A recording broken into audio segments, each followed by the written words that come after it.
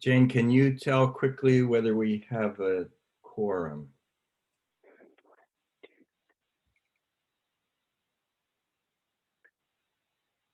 You have 8, so yes. All right, thanks. Then we'll begin the meeting. And welcome, everybody. It's always great to see your faces. Glad to be here myself. And let's get going just first by looking at the agenda. Peter has asked us if it's okay to switch the order of the task group discussions and to put his report first before electricity. So let me turn to Liz and say, Liz and Ed, is that okay? Okay, great. We'll just switch those two.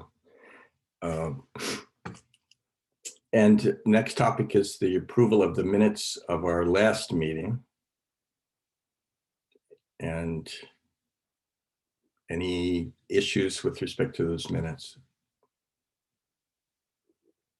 I'm seeing no hands and nobody speaking up. So let's consider that the minutes have been approved by consensus.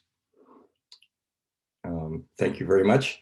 And now I think, Jane, it's over to you for updates from the council, plan, and templates. Thank you, Richard. So briefly, many of you were at the Climate Council meeting on Monday, but for those of you who weren't able to join us, there were 3 main areas of conversation, of which many led to the need for further conversation, so which we'll be following up and continuing on this afternoon at the steering committee meeting. So I'll just highlight that we spoke about in detail the outline that I'll pivot to after this brief update. As part of that, we talked about the structure of the outline itself, as well as where we needed to still make significant improvements in the outline. But the conversation also sort of went to the deliverable date and thinking about the December 1st date now as the time that we will not have the final public engagement done for the plan. So with all regards, the plan will be draft with regards to not having done the final round of public engagement on the complete plan, but we will have, our intent is to have a final draft plan that enumerates some immediate strategies and recommendations for action so that we don't lose the momentum of the legislative session in front of us, knowing that if we didn't have a complete plan till March 1st, that not much happens the second half with new legislation. So we wanted to make sure we still have a format that highlights and the attention and need for immediate action, which is what we're trying to do with this outline, as well as tease up the agency for rulemaking, knowing that we're supposed to have rules in place by the end of 2022. So we're starting to think about that, but we didn't hear any disagreement in the idea of December 1st as a draft complete full plan, but we will sort of revisit that and ensure that is what everybody felt at the steering committee meeting today. Second, we started to talk a lot about public engagement and outreach, as well as raise to the level of the council the letter that the Renew advocacy group put forward to the full council that I've shared with all of you via email last week. It was a really productive conversation. We got to hear from the consultants around their initial proposal and scope of public engagement. And the next step with that relationship is for the agency to meet with them early next week, set up some bi-weekly meetings for us as touch points, but then for us to coordinate some meetings with subcommittees, the 4 other subcommittees that they haven't met with yet, to hear from all of you, to incorporate your considerations and to revisit what the timeline will be for public engagement and outreach, recognizing that we won't do that third and final component of outreach around the draft plan till next winter now, rather than the fall. So that will shift some of the other engagement touch points, namely the initial scoping and hearing from the public, and then the engagement around strategies that we'll put forward. So stay tuned sort of on a new adjusted timeline around that.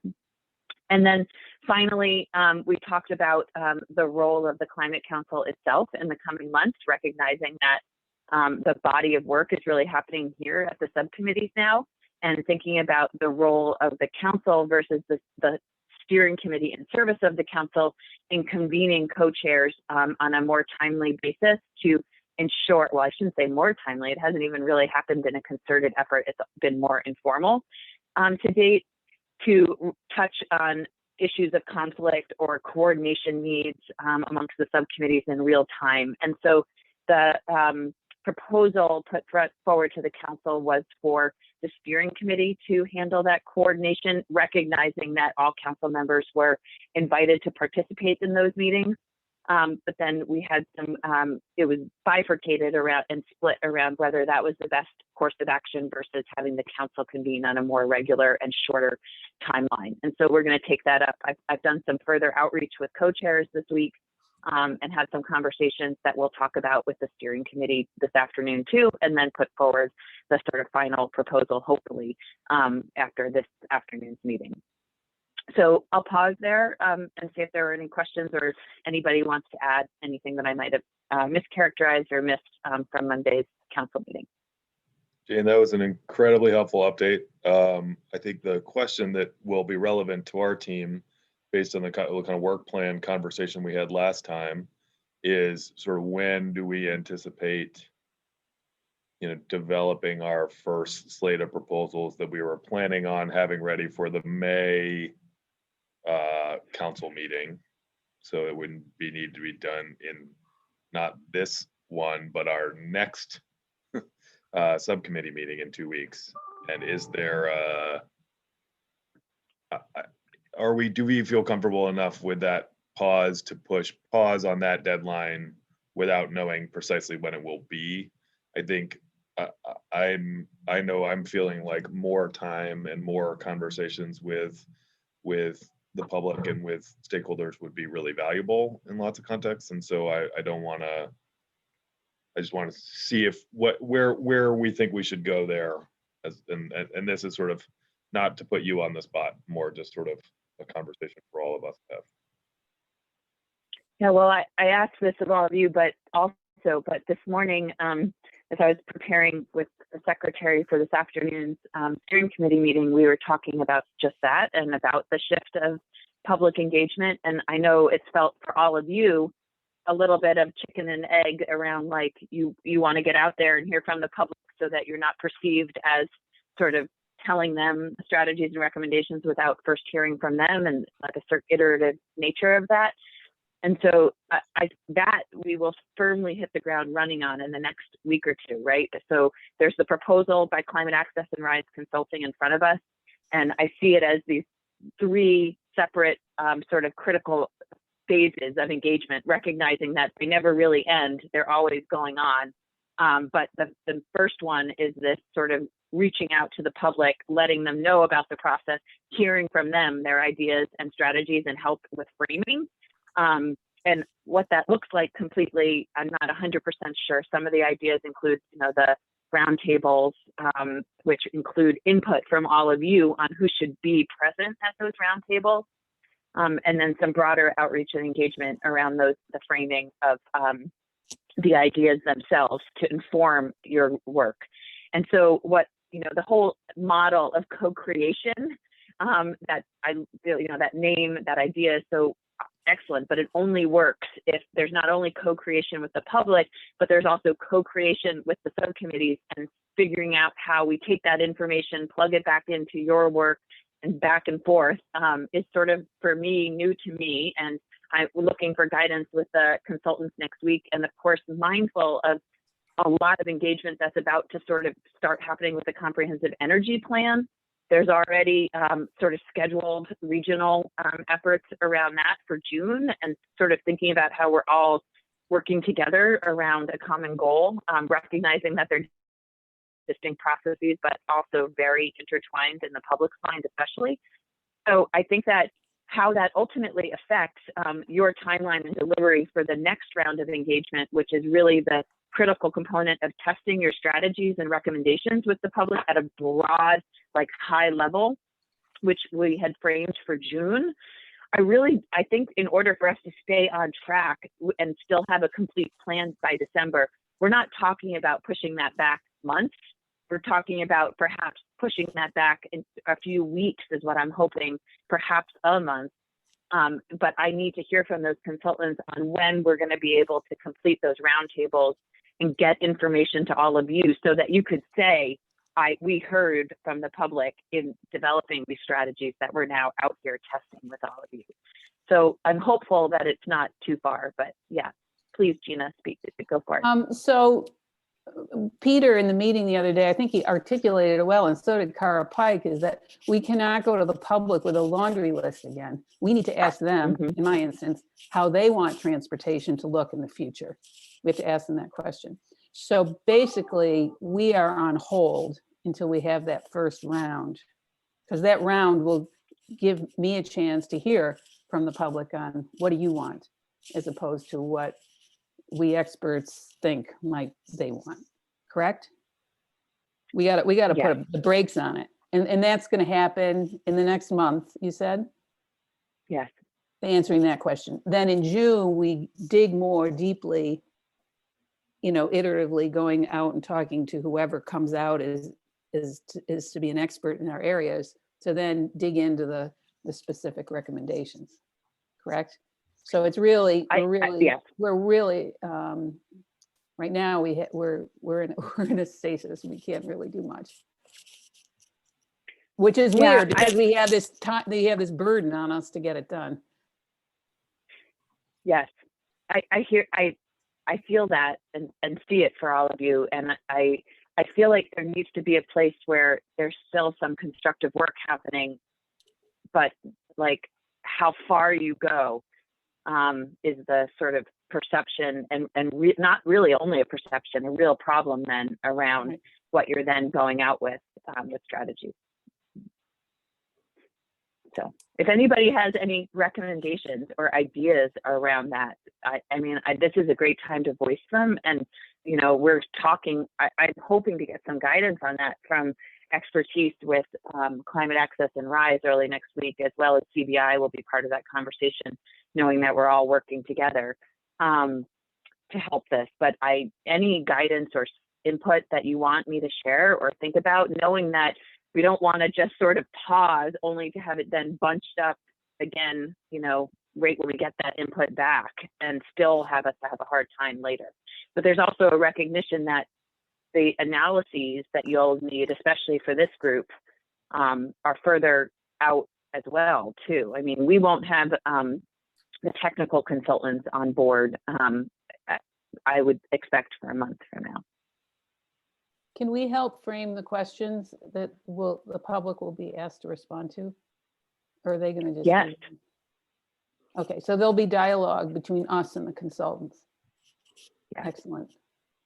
Mm-hmm. And a question related to the comprehensive energy plan. I mean, there's so much here, but that public engagement process, it seems like considering that is a big chunk of our work, and like probably, within the sectoral strategies, it would be helpful to me to hear more about their more specificity about what that public engagement process is. And if there's an opportunity, as Gina just alluded to sort of co-create and answer, shape some of the questions that they might ask so it inform our work. That seems like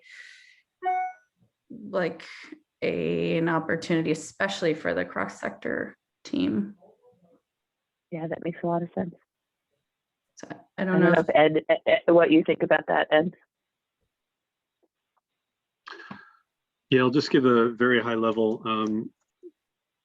Jane mentioned a little bit of what we're thinking about.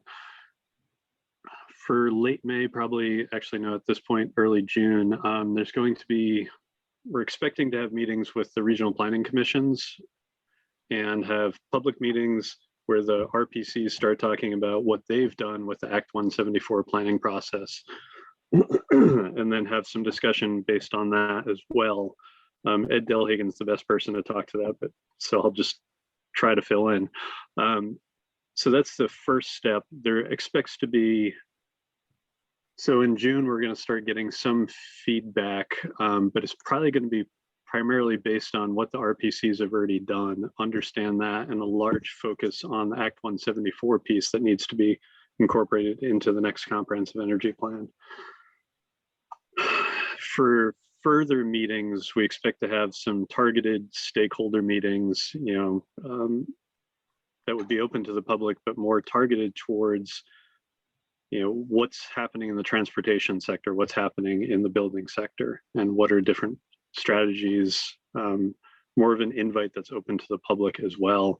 And then there'd also be additional public meetings throughout. We're still figuring out entirely the stakeholder process, and we just hired a consultant. I think we just got them on board earlier this week. So we're still arranging some of that.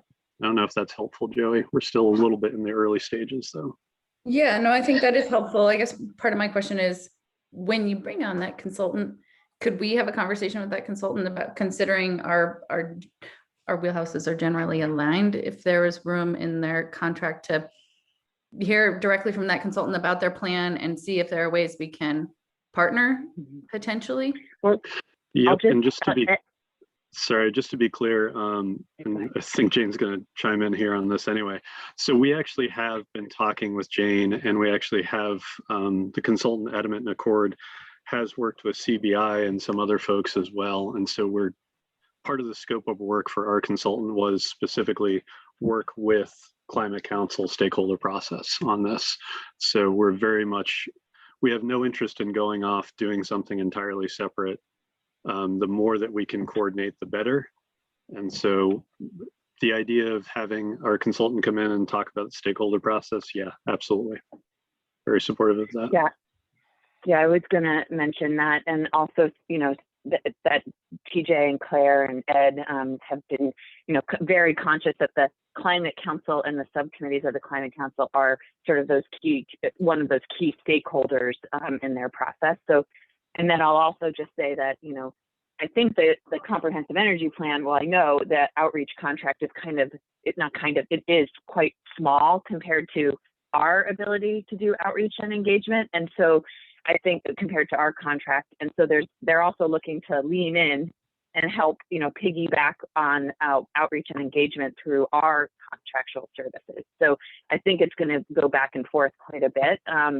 And so, yes, one of the key meetings that we're going to talk about with Climate Access and RISE early next week is for them to be meeting with the subcommittees, and for them to even sooner also be meeting with the consultant for the Public Service Department and Public Service Department to staff. So we're sort of melding our plans together right away. And so, yes, I see them coming to, especially this subcommittee, as well as science and data TJ's been talking about, and others, to think about aligning our messages and outreach. So any other? Yeah, I have a comment, which is basically the intersection of what Gina's approach and Ed's, which seem to me to be slightly different. And maybe it's fine if we end up with some kind of hybrid. And maybe, which goes like this. Ed, you said that when you anticipate for the CEP going out, that the department would be presenting to members of the public, this is what we're thinking about. What are your comments on it? Gina was saying earlier that she's looking for just going to the public without what she called a laundry list, and asking for a visioning by members of the public about what they would like to see. It's somewhere in the middle, it seems to me, it's the kind of forum in which people are given the opportunity to say what they want without having to respond merely to a laundry list. But at the same time, they're given enough information about the leading ideas that have been discussed repeatedly, and that we are highly likely to be discussing ourselves, so that they can comment meaningfully on that, as opposed to just showing up in commenting in response to a blank slate, total blue sky, conversation. And it seems to me, given the timeline that we're under and the carbon reduction mandates that we are instructed to meet, that we need to engage in a dialogue with members of the public that is meaningful enough to really advance the ball. So it seems to me that there's something in there that's got to be more than here's our list, tell us what you think, and but also more than just here's a blank piece of paper, let's brainstorm climate solutions for the state of Vermont from a state of zero new information. So Gina said something really useful, which was, can we help frame the questions that would be presented to a public meeting of some kind or an engagement process? And if the questions are presented in a way that is actually informative while also genuinely asking for feedback, then we might be able to find a sweet spot on outreach right now. I'm just laying that out there as trying to deal with the fact that we're trying to do so much so quickly. We may not have time to do complete iterative rounds of a process that could take a year when we have to do it in 5 months. Yes. Comments on that? If I could just do a quick response and a little bit more nuanced than what I said before. So our stakeholder consultant, Adamant and Accord, is also teaming up with Dave Lamont, who used to be planning director at the department, used to work at RAP. He's going to help actually frame some of the issues up front for the stakeholder input for the public meetings, as in his role is sort of the technical, I consider it sort of the translation piece. Here's the issue. Here's what we're asking for help on. Here's what we're asking for input on. But as you said, a little bit framing up front, because I do think some targeted guidance saying, here's how we see the issue. Here's some of the preliminary thoughts that we have, as opposed to blue sky, everybody throw darts at a wall. And I'm not trying to disparage that latter approach. I think that can be very helpful at times, but given the expedited schedule we have, we thought a more targeted upfront education component can help make the stakeholder process a little bit more targeted, a little bit more productive, and get some input that isn't set up in such a way of here's the answer. It's more here's the question, what's the right answer? But if we don't frame the question appropriately, the stakeholder process is going to need to take significant iterations. It would need to be blue sky. Okay, now that we've had the blue sky response, here's a second round, here's a third round. So we're trying to minimize that need for sort of the first round blue sky approach. Hopefully that made sense. And hopefully that's consistent, Gina, with what you were thinking as well. Well, I never meant that we'd walk into a meeting and just open it up to a discussion. That's not what I was talking about. I was very moved by Kai Morrison's presentation. I don't know, were you all there? And the letter. And I think we've made some assumptions based on who's in the room and all those hundreds of meetings we've all been to for the last decade. And we need to approach it differently in terms of many types of communities and kind of turning the usual paradigm on its head. I'm not sure what exactly that is. That's why we've hired these experts. But we cannot go in, particularly for those people who have never, ever been at our table, and start talking the talk that we all love and drives everyone else crazy. I don't know what the answer is, but I'm really concerned that we're not going to meet the intention of the statute. If we do that, we have to figure out a way to bring people in. And I don't think it's going with my transportation laundry list right out of the gate. I think we need to hear from them what their transportation challenges are in figuring out how we address it. That's all I'm saying. I don't know what exactly that model is going to look like. That's we have the experts, but I do believe we don't want to get out ahead of the experts.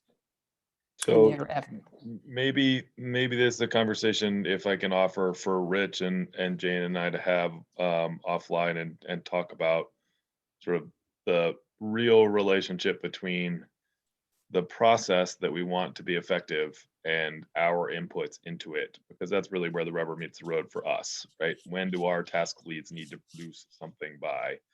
And if what we're producing is more along the lines of questions and process and organization around some themes that we want to share, then that's a different piece than where we've been going, which was kind of do a relatively brief write-up of a kind of a specific policy kind of concept. And so I think that's where we need, but we're not going to we don't have the inputs to make that decision today. So I would encourage us to sort of be aware of it and set it aside. So just let me quickly just say, Gina, thanks very much for the way you articulated that. I greatly appreciate it. And I see Jared and Lauren had their hands up. So Jared, first you, and then Lauren. Thanks, Rich. I was just quickly going to say, in the interest of providing some accessible background information or context, I just want to provide an update. This may be relevant both to the Comprehensive Energy Plan stakeholder engagement and public engagement, as well as the what we're doing for the council, is that we are preparing to release the latest version of the annual progress report for Vermont on emissions, energy, equity in the economy, which is really meant to be an accessible kind of grounding, kind of common source of information that pulls from a lot of the great data from the PSD and ANR and other folks, but is kind of compiled in a shorter format with a lot of visuals and accessible narrative. The extent to which that report, either electronically or physically, can be helpful in some of that context setting or some of those visuals or slides, more than happy to make that available. We're not exactly sure on the publication timeline at this point for a couple of different reasons, but we're hoping for the end of May, which it also features some of the estimates around the emissions reduction pathways analysis to give a sense of kind of where are the emissions coming from, what are some of the potential pathways and measures that could meet this, and to kind of frame up some of those questions and potential that Ed was talking about. So just want to make sure that folks are aware that that's coming and can be a resource that we're more than happy to offer, including ordering extra printed copies if and when some of this may end up happening in person. The marginal cost of printing additional copies is very small, so we'd be happy to print extras to aid in the public engagement and outreach efforts, both for the CEP and the Climate Council. Let me underline that point. The primary issue for Jared is we haven't released the 2017 greenhouse gas inventory yet. We've been talking about it for several months, as you all have heard.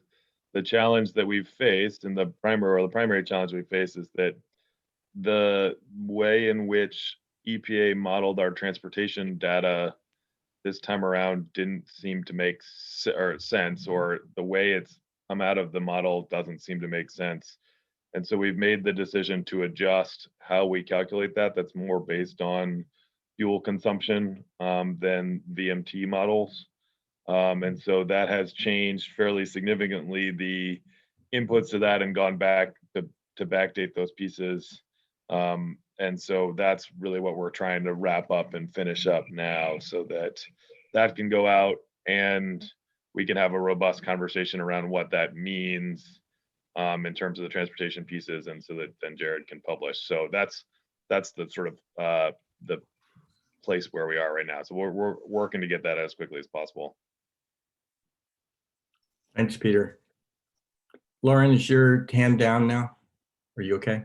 I think it's mostly down, but I'll take the mic since you're giving it to me. I think my comments probably have adapted since there's been so much conversation between when I first raised my hand and now. But I will just say, first, recognizing that I'm not a public engagement specialist or professional. I'm not a trained community organizer, and I don't want to speak for the rest of you, but it seems very clear that that guidance from those consultants is very necessary at the subcommittee level. So I'm really glad that they're going to be providing some assistance for us to do that work. I think in the interim, hearing Jane say that it's going to be several weeks, if not a month out, to Gina's point, I think there is still real value in the conversations at the task level, continuing to develop different proposed strategies and policies. And I say this as largely a pessimist or a cynic and not really an optimist. And yet this is a moment of optimism for me, is that it feels like a win-win. You come in, and I think, Ed, you're saying the blue skies throwing darts in the air is like that challenging thing, but I think that's where some really good ideas come from that aren't born necessarily of the same people in the same room having the same conversations. And so ideally you could go into a meeting and make space for those blue sky opportunities, pie in the sky, hear what other people who aren't so entrenched in this work are thinking and feeling and needing, and then adapting that to the existing policies and or strategies that are coming up in those rooms. And if those policies and strategies are so far off base, then creating new ones to make sure that those are being captured appropriately. So kind of going into the room with that list in your back pocket, but making space in the front end for those ideas to just kind of come directly from the public, I think is important. So that, Lauren, to me sounds like a very nice hybrid way of thinking about it. That is, we don't stop our work in the meantime, but we create space for new solutions that would come out of public engagement. So I'm trying to put a bow on that one. I think Christine's on the phone, and I hear that she would like to speak to us, but I think her phone has to be unmuted. And I think Catherine has to do that. Okay. Do we know what phone number? Is it just this? It ends 9763. Okay. Let's see. I think she can hit *6 to unmute herself. I don't seem to have, I'm on her phone. I don't seem to have the option. I have the option to ask to unmute. There you go. You got it. Thank you. I appreciate it. This is a really important conversation. I agree with everything that Rich, Gina, and Ed said, if I'm recognizing the voices correctly. And I can imagine a pathway forward where we achieve all of the above without defaulting to the old ways that we've been behaving for 10 years, as Gina so articulately described. And in my mind, it's something around for the stakeholder engagement professionals we've hired to figure out ultimately. But in my mind, where I start riveting off this conversation so far is something about asking people what they want the future to look like for them in each of these important areas, and what are the challenges and opportunities they're experiencing now in trying to move forward to be part of a broad effort to achieve their vision. And then that opens it up to anything without defaulting to the old just throw everything on the wall approach, which we know we don't want to do, I think, and then provide the space appropriately to iterate then or later with some high-level suggested solutions for ways to address the stated challenges, moving towards the vision that others and we have articulated and shared. So I'm hopeful, especially given this conversation and how the conversation has evolved, that we'll be able to do that well and better than perhaps, and differently than perhaps we have done before. So thank you for the opportunity to make that comment without being able to raise my hand on Zoom. Well, thanks for letting us know somehow or other that you wanted to be heard. So, Rich, I might take this as a friendly amendment to our agenda. To one of the items right before the first public comment was a discussion of the role of the Just Transition Subcommittee in our work more intensely. It might just be worth to just quickly hit on that, because I think it'll be a short topic, and then we can move into the liaison piece, because essentially what the council anticipates and what the Just Transition Subcommittee anticipates is more directly supporting all of the subcommittees' work in this space, so that we would have, essentially that they would all deploy to our subcommittees to help us be thinking and integrating through equity considerations from the get-go. So that, I think that has real promise and so that we can all feel supported in that work and feel comfortable that we are doing things in a successful manner. Thank you. Jane, did you have something more just now? I just one of the updates at the beginning was on the outline, and just before we shifted into other topics, I only wanted a minute, but just wanted to close the loop on the outline and sort of provide an update on where we are with that. So I'll just do that. Yeah, so I just wanted to remind everybody that the outline is just that, an outline still and a draft, and there'll be some substantive revisions, and especially to the areas around sequestration and resiliency, as well as thinking about with the role of the Science and Data Committee and where their sort of standalone work fits in, as well as their support of your work and other subcommittees' work fits in. So I just wanted to really state that it is still a draft, and I'm excited that it's starting to take shape and feeling like I can see a working draft in front of me, but it is still that. And if people have any comments or edits, I'm more than happy to still hear from people on it. And then I will be working to finalize it, or as close to a final draft for now, so that I can sort of put that aside and bring forward. And I would expect at your next subcommittee meeting, we could sort of take a look at recommendation templates, as well as your strategy and recommendation templates, and have a sort of rich conversation, especially with this group, about how those do or don't meet your needs and expectations for the plan. So I just wanted to sort of reiterate that I'm open to feedback, and that I'm looking to take it to the next step over the next week or two, so that we can have a conversation here. And I think that will still provide a space for us to be advancing your work and thinking about the structure without perhaps thinking too detailed about the substance, if that is feeling like a chicken and egg thing with the public engagement, because there's certainly work to be done around the framing of the work that comes out of this subcommittee in particular still. And hopefully I can tee up that conversation for the next subcommittee meeting. So thanks. So Jane, just so I understand the bottom line there, you're hoping that you would have something for us to respond to before the next subcommittee meeting? Yeah. That's your plan? Okay, thanks. So that's really helpful, Jane. I think that's great sort of guidance for this team, is that, don't anticipate having the substance to go into those templates for that next meeting.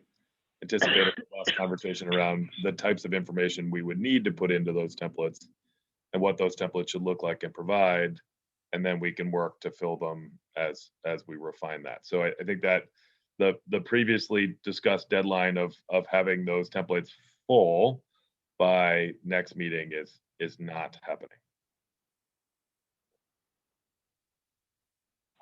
Great. Right. I'm choking on my tea backwash, but yes, that all makes sense.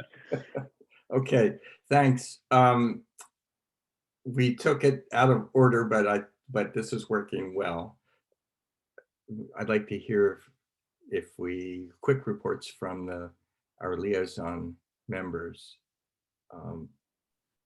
And I suppose the first, how do you say it? The first one could have been from Kelly, but as I think everybody has been informed, Kelly is a new mother, and she's not on the meeting. She's not in the meeting today, and congratulations to her and baby Eric.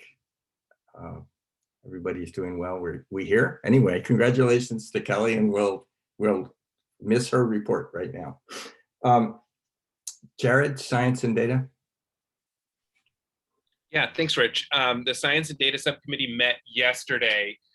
We're mostly focused on the kind of finalizing the development of our work plan, and then the timeline, and similar to this committee, kind of breaking into potential task groups. the main follow-up that I promised and will send to you all shortly is a draft of that work plan for the cross-sector mitigation subcommittee members to review, to make, because the Science and Data Committee is really at the it's one of those subcommittees that is meant to be at the service of the other subcommittees. So if there are science and data kind of needs or support that would be helpful, we want to make sure that as we develop our work plan, it is answering many of it is designed to help advance many of the topics that you've identified would be helpful for us to do. So there's a lot in there about review of the models in terms of energy and emissions reduction and other pathways, economic analysis, health analysis, climate impacts, a lot of the stuff that this subcommittee has discussed, the type of modeling that would be helpful to inform the strategy and policy development. But I will send this full subcommittee that draft work plan. And if you have comments or questions about something that's in there or something that's not in there that would be helpful as an aid or support to the work of this subcommittee, then please let me know. And please CC Jane as well as the other person who's going between those subcommittees and all other subcommittees, and we can raise that ahead of future science and data meetings. I think that's it, unless there's anyone else. I believe Lou Cesare was going to from our subcommittee was going to join today because of the power sector presentation. He was interested in that, so he may be on. And Jane, of course, was at the meeting yesterday. If there's anything I omitted that should also be highlighted. So, Jared, I'm just trying to nail down one thing that you said about health impacts. Is Science and Data Committee on its own going to be examining the health impacts of likely policy interventions, or is that something that you're going to wait for us to identify a need for information with respect to a particular intervention?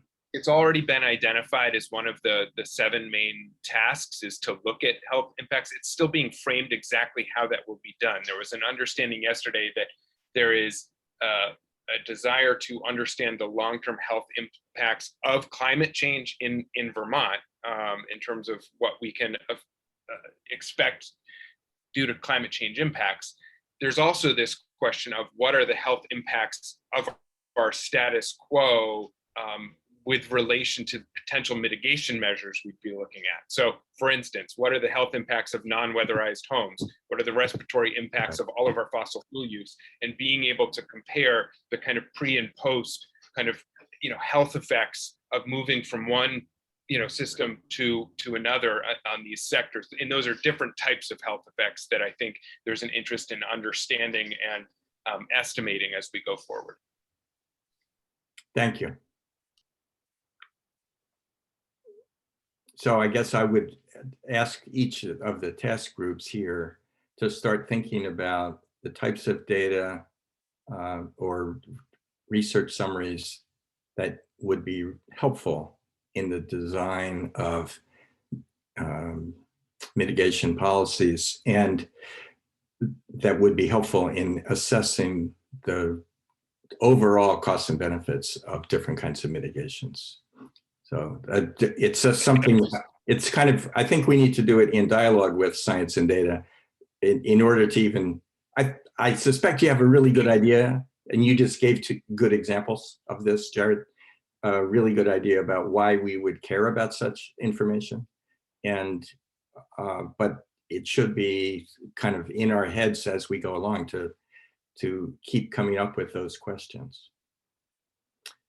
And I would just note that there are going to be some members of the Science and Data Committee meeting likely next Wednesday to advance some of those kind of tasks and work plans around them. So I would say, the sooner the better. I'll send that draft work plan out today for everyone's review. And if you could, if you have questions or suggestions, the sooner the better, but certainly by next Wednesday would be the best kind of turnaround time frame. Okay, thank you. Lauren, do you have a report? Yeah, I can be relatively brief. Reporting out from the Agriculture and Ecosystem Subcommittee, we have, like this group, broken down into different task conversations. There are 5. I'll see if I can get them right off the top of my head. We've got a carbon budget conversation, which is kind of on hold and will likely be done in close consultation with science and data, but largely also with the consultants when they are brought on. We have a nature-based solutions conversation, an ag emissions and sequestrations group, which has a lot of overlap with this group's non-energy sector, which I'll leave to Peter and his vaccine-addled brain to try to articulate when he has his update later. There's also a forestry, sequestration, and emissions group, and then a final group focused on the local ag economy, food security, water quality. It's kind of a catch-all. So those 5 different conversations are ongoing now. At the full subcommittee level, we're having ongoing, really good conversations about how we're developing our strategies and how we intend to prioritize those strategies using that multi-criteria analysis or MCA tool, not as a decision-making mechanism, but as a conversation driving mechanism, which has been proving really fruitful both at the subcommittee level, but also our individual task conversations. So we still haven't finalized what that looks like, but I'm hoping that there should be or could be opportunity for other task conversations to look at that as well, because there's a lot of overlap, obviously, between our shared work cross subcommittee. Thanks, Lauren. And Chad Farrell, I believe you're on.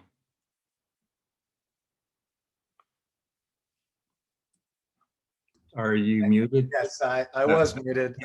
Thank you, Richard, and good morning, everyone. Sorry, I was a few minutes late and perhaps missed introductions. I was double booked on a call, but yeah, no, it's great to be here. I'm thrilled to be able to serve as the liaison from Rural Resilience.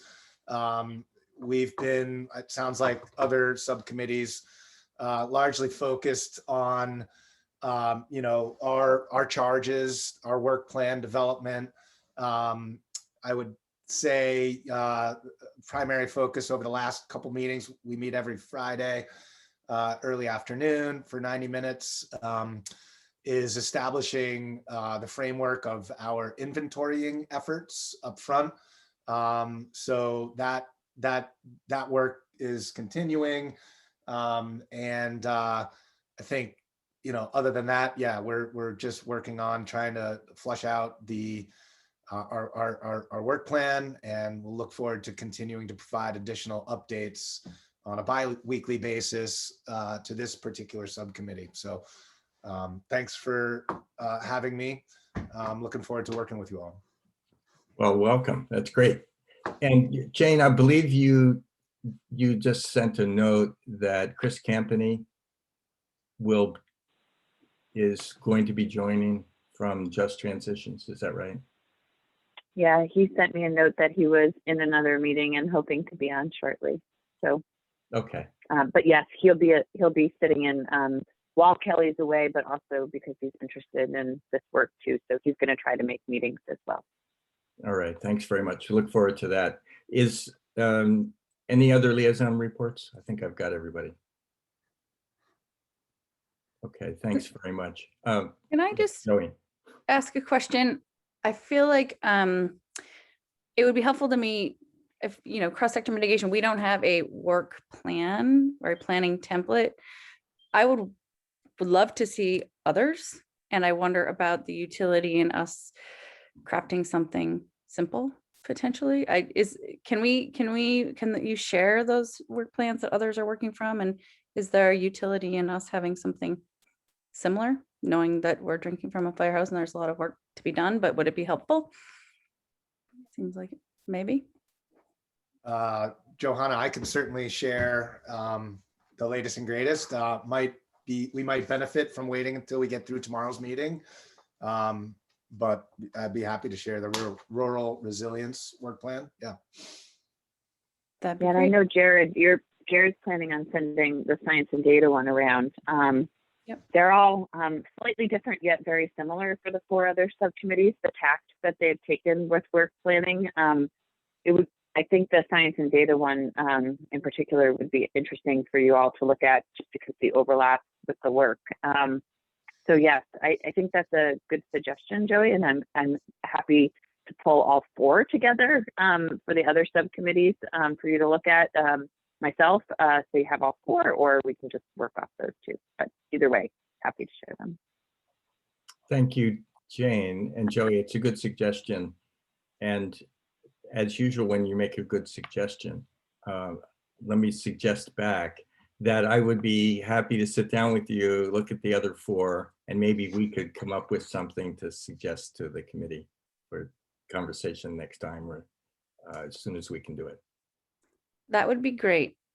And I would love to see all 4, in part just to be keeping abreast of what they're doing in those conversations. If ultimately we have to get to synthesizing all of this work together in a draft and then final plan, that'd be helpful in many ways. So I will appreciate that coming from you, Jane, and Rich. Look forward to synthesizing and making a recommendation for others. Yep. All right. Thanks for the suggestion, and I look forward to it. I will underline I our conversation from last time, that where we started to go down that path and not really knowing timelines for things. We're feeling a little bit unprepared to do that. So we may know the sort of general terms of things that we need to accomplish, just not when. And that felt a little bit, especially with not knowing how the outreach piece was going to go. That's kind of where we held it. But I certainly think as things are advancing, it would be good for us to have that on paper. So Yeah, just it may be a continuous work in progress as the schedules shift. We should probably be prepared for that, to live with that to some degree. Thank you, Jane. And I think we've arrived at that point in the first half of our meeting for public comments, and I'd like to invite public comments on any of the topics that we've discussed so far this morning. Then, as we did last time, we'll break the public comments into sections, and we'll take comments on the 2 task group reports in the second part of this meeting. And maybe Catherine. Yes. You. I understand from, because I've been researching this while you're talking. I believe that all of the participants have the capability, including the attendees from the public, to unmute themselves. If you're on the phone, it was *6. If you're not and you have a comment, you should be able to have your unmute your audio from your computer. So let's try it that way. I can see, I think, everybody but I don't see any hands at the moment. Okay. Might want to give it a minute just to see if people can have time to process what they heard.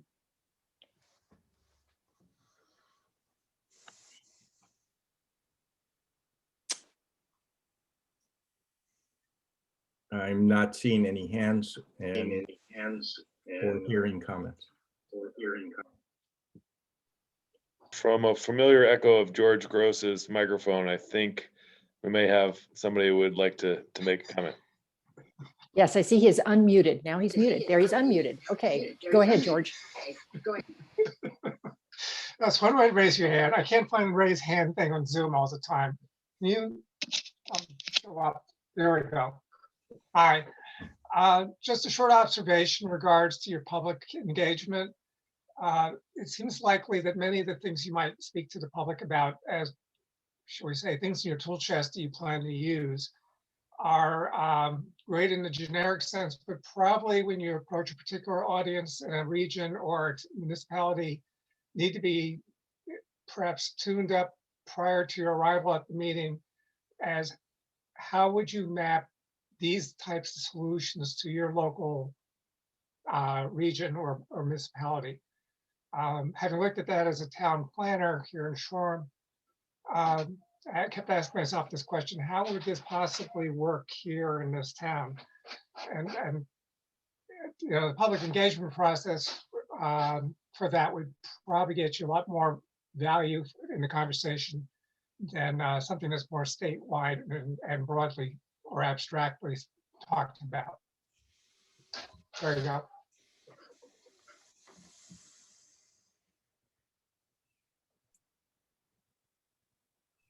Thank you. It's a good suggestion. And just for others, if you are not, I guess this might be your first Zoom call. If you're not familiar with how you raise your hand, used to be a little easier. They just had a hand raise at the bottom. Now you have to actually click on reactions icon. And under the reactions icon, you have the hand raising function. So it's a two-step process now. So if anybody else have, I see Annette Smith has her hand up. Yes, this is Annette Smith with Vermonters for a Clean Environment. I've been following the council's work, and I like what Catherine Dimitrick laid out in terms of how to approach a public meeting. What I'm finding, I'm not an abstract thinker. I deal with the real world on the ground and case studies and how things are affecting Vermonters. And this is just a general observation that I'm finding that the discussions so far really don't provide me with anything to hook into. I don't really see tangible things for Vermonters to react to. And so I'm hoping that as this evolves, that perhaps the Just Transitions Committee work, maybe in all the committees work, somehow bring this down to a level that Vermonters who live here can respond to, or can feel as though it's addressing their issues. I mean, I deal a lot with renewable energy siting and have a lot of experience with all kinds of issues and how we could do better in terms of public engagement process. But I haven't really found a way to engage with the Climate Council on the knowledge and experience that I have. And so this is not unique. I find this is quite often absent from discussions, whether it's gas pipelines, the deer and the bear have more protections than humans do. And how do we bring the human element into it? And I think that that's part of the goal of the Just Transitions subcommittee. But I still haven't seen the conversation get down to a level that, for instance, might talk about using community-based stakeholder processes, which is a very effective tool that Consensus Building Institute also is very skilled at. And so how do we make this transition to that is going to result from the Climate Council's work for Vermonters? So I hope that's not too abstract a concept, but I'm willing to bring the experiences and knowledge to the group if somebody can figure out a way to make it relevant. Thank you.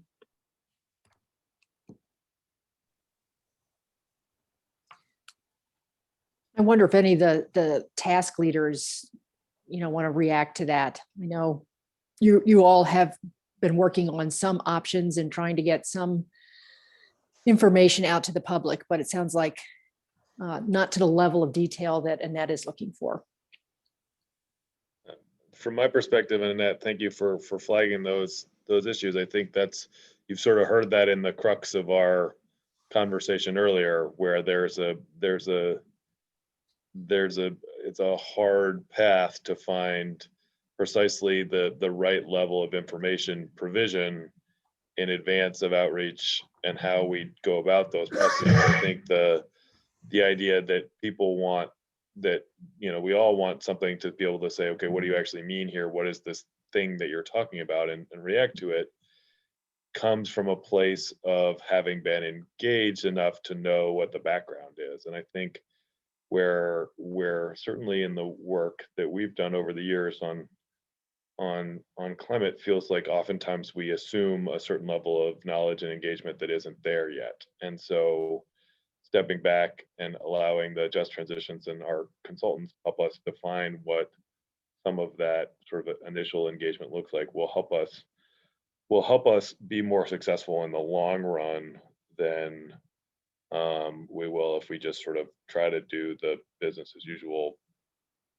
community outreach. And so I appreciate you flagging it for all of us.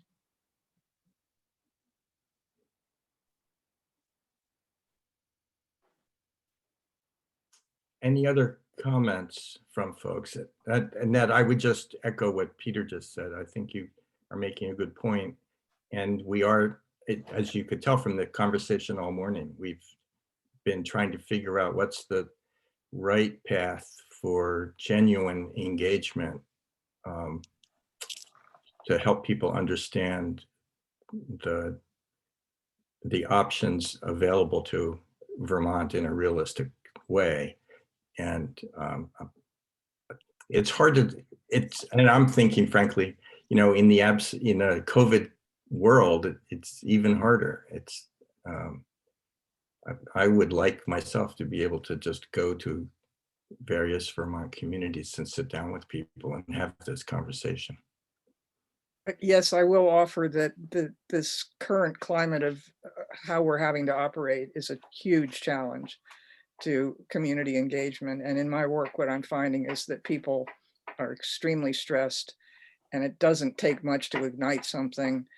And it is really, it's like, can we just keep things quiet and not do things that are going to upset communities? So doing public outreach in this climate is just really an additional factor that it's not going to be easy, I don't think. And I'm afraid that what's going to happen is similar to what we saw with the climate, what was it called, the Climate Action Commission's work, that you get the people who are essentially you're preaching to the choir. And I think that what the Just Transitions Committee is working on is trying to figure out how to not do that and how to engage the people who are usually left out. And just the day-to-day struggle that people are having with their kids and their families and elderly care. It's a lot right now. And I think everybody needs to just be very realistic about that.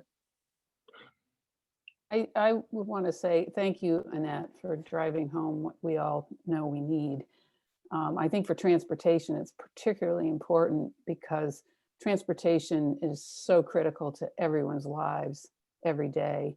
And many of the strategies that we're talking about rely on personal choices. So figuring out a way to engage on transportation is going to be, I think, really important. I mean, the other sector teams may feel they've got important issues too, but I think with transportation, so much has to do with personal choices. We don't control the system well. It's very much federal, in at much higher levels in terms of what cars are available, where the money's coming from. So thank you for sharing that. And we hope that you can work with the Just Transitions Committee and the consultants to figure out a way to do this community engagement. Any other comments before we take our break? Whoops, Joey, you were. Jared, I mean, I have my hand. Go ahead, Jared. Jared first. I was just going to briefly say in response to Annette's comment, which I really appreciate and agree with, that I do think that there's a kind of a natural progression, and I really appreciate the folks who have been joining even through these early days of the council, where it has been very much process oriented. It's getting our structures in place. It's identifying kind of how we're going to go through an RFP process for consultants. A lot of just like setting the foundation that feels more process oriented. I do think that as we move forward, it will naturally become more tangible as we have had our subcommittees set up, and we've got our work plans, and we've got consultants on board, and we're getting towards what are the actual recommendations and strategies that we want to hear from the public and from stakeholders about, and that we want to start testing and modeling I think that'll end up feeling more real and accessible and tangible to folks than a lot of the early procedural stuff that we've had to focus on. Joey, you have the last word. Okay, well, this is, I mean, I appreciate what you're bringing in, and I appreciate what others are echoing. And I think we're generally grappling with how to do this. I would say that public engagement, I feel like part of the way I think about it is like thinking about it in tiers. We need to do it. You know, I work a lot with the network of town energy committees, which are very important partners, and they've been involved in this for a long time. I think we're going to need to be reaching to people who have not been living, breathing, thinking about this in a whole new way. And that's a critical focus, and helping those partners who've been doing this work do it better with reaching into those networks too. So I guess I'm trying to think about public engagement as like tiers of like who we're connecting with, because we need to reach everyone, because this is a significant transition, which is going to impact people's lives, and we're doing it in this very challenging moment. So I'm trying to think about how to do it and with different strategies for different important partners. So anyway, just appreciating the comments, and I think it's going to be a process, and ultimately, again, we're going to have public engagement needs and opportunities with all the different strategies over the course of time too. So I think, just echoing what Jared was saying in terms of like creating durable processes for the future. Thanks, Joey. We're on time for a break, and let's take 15 minutes and come back and then hear from the 2 test groups. Thanks, everybody. It's been a great conversation. Can I pause the recording? I'm assuming that's what you've done in the past. Okay, great. That's correct. Thanks. So come back in 15 minutes, right? That's the, just want to make sure I'm Yes, keeping with the schedule. that's right, at 12:25. 12:25. Thank you. I'll be back at 12:25. I know that under cross sector, you guys identified regional and town planning as a significant topic of discussion. Have you guys gotten into that at all yet? No. Okay. So we are glad to have you with us. Okay, I have started the recording if you want to get going. Thanks very much. Peter, you are on. So before you get started, Peter, let me just do remind the whole subcommittee of what we're going to do. We have about 20 minutes for each of these reports. And I'm assuming, Peter, you've got 15-20 minutes of presentation, and then we can save the rest of it for the subcommittee members to just ask questions. Last time we went through this, I just suggested that you keep in mind throughout the whole presentation, some of the questions that you might want to bring up at the end, like, or some of the input that you'd like to give this group, like what are the early mitigation options that you heard that you want to be sure make it on the list, or that you think really need to get a lot of attention early in the process, and anything that you think was not on the list or not brought forward that you want to be sure gets considered. And then finally, we've been talking a lot about public engagement and targeted stakeholder outreach. It seems like this is also a great opportunity to provide input to the whole subcommittee on who you think might be those good, important stakeholders that they should be working with around these specific topics, or any additional information you think that they may need or you may know about that would be helpful. So just set it up that way so you can take some notes while you're listening. Thanks, Peter. That's a great setup, Catherine. Thank you. And I would encourage Lauren, who also works on this task, as well as folks like Diane Bothfeld and others who have been involved, to speak up if you have things to add. We put together some quick slides to just kind of go through where we are, where the different subsets of this, I think what we're moving towards calling ag and non-energy emissions. And so we'll just let me pull up these slides and we can go through it, and you can see sort of where we are in the process.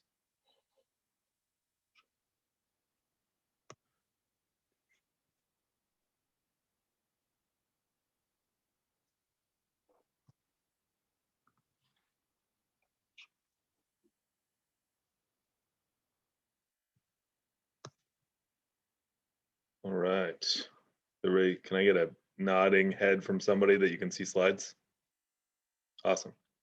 All right, so this is a quick update, kind of where we are, breaking down by the different subsectors of the non-energy emissions, some of the things that we've agreed to already in terms of division of labor and various points, and sort of the interrelationship with the Ag and Ecosystems Subcommittee and the work that they are doing, and sort of how we're thinking about both dividing up tasks and sharing outreach opportunities. So to Catherine's earlier point.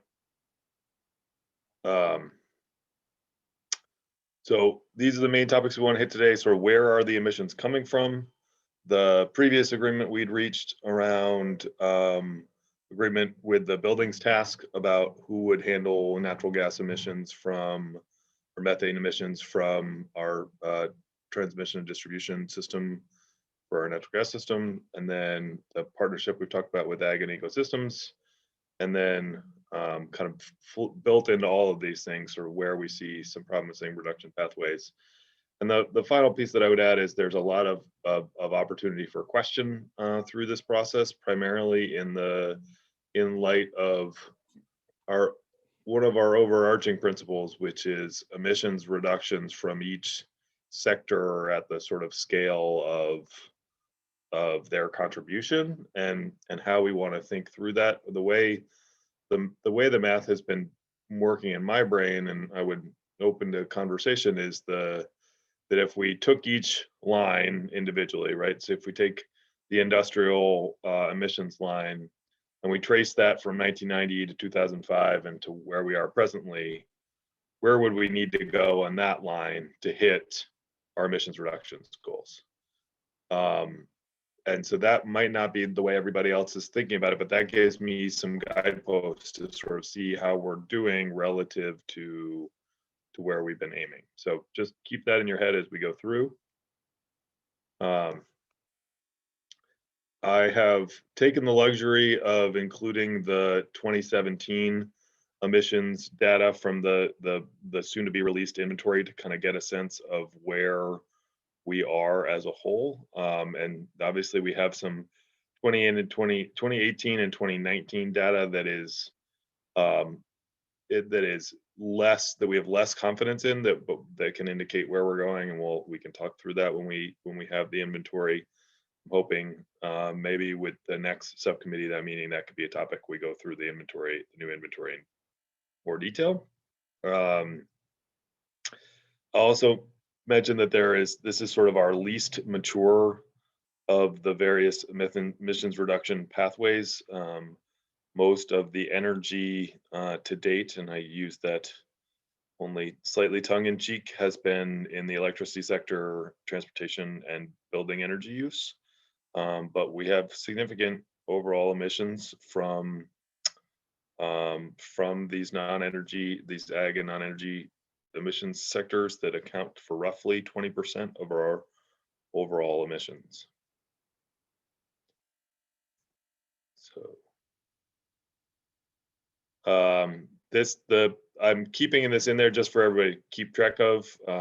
As you remember, we're not including this in the non-energy bucket at this point, but this is the sort of transmission and distribution fugitive methane emission piece that the team in the buildings sector was going to think about that as part of the sort of part and parcel of the whole of that natural gas use in Vermont.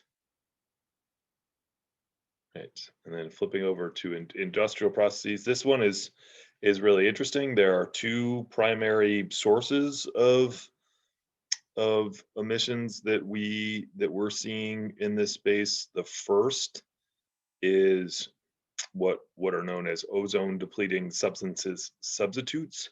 So when CFCs were phased out in the 80s and 90s, they were replaced largely with HFCs, hydrofluorocarbons, that may be better from an ozone perspective, but have significant global warming potentials and represent one of the areas of highest growth overall emissions in the globally, as you know, as we've looked at emissions over the last decades.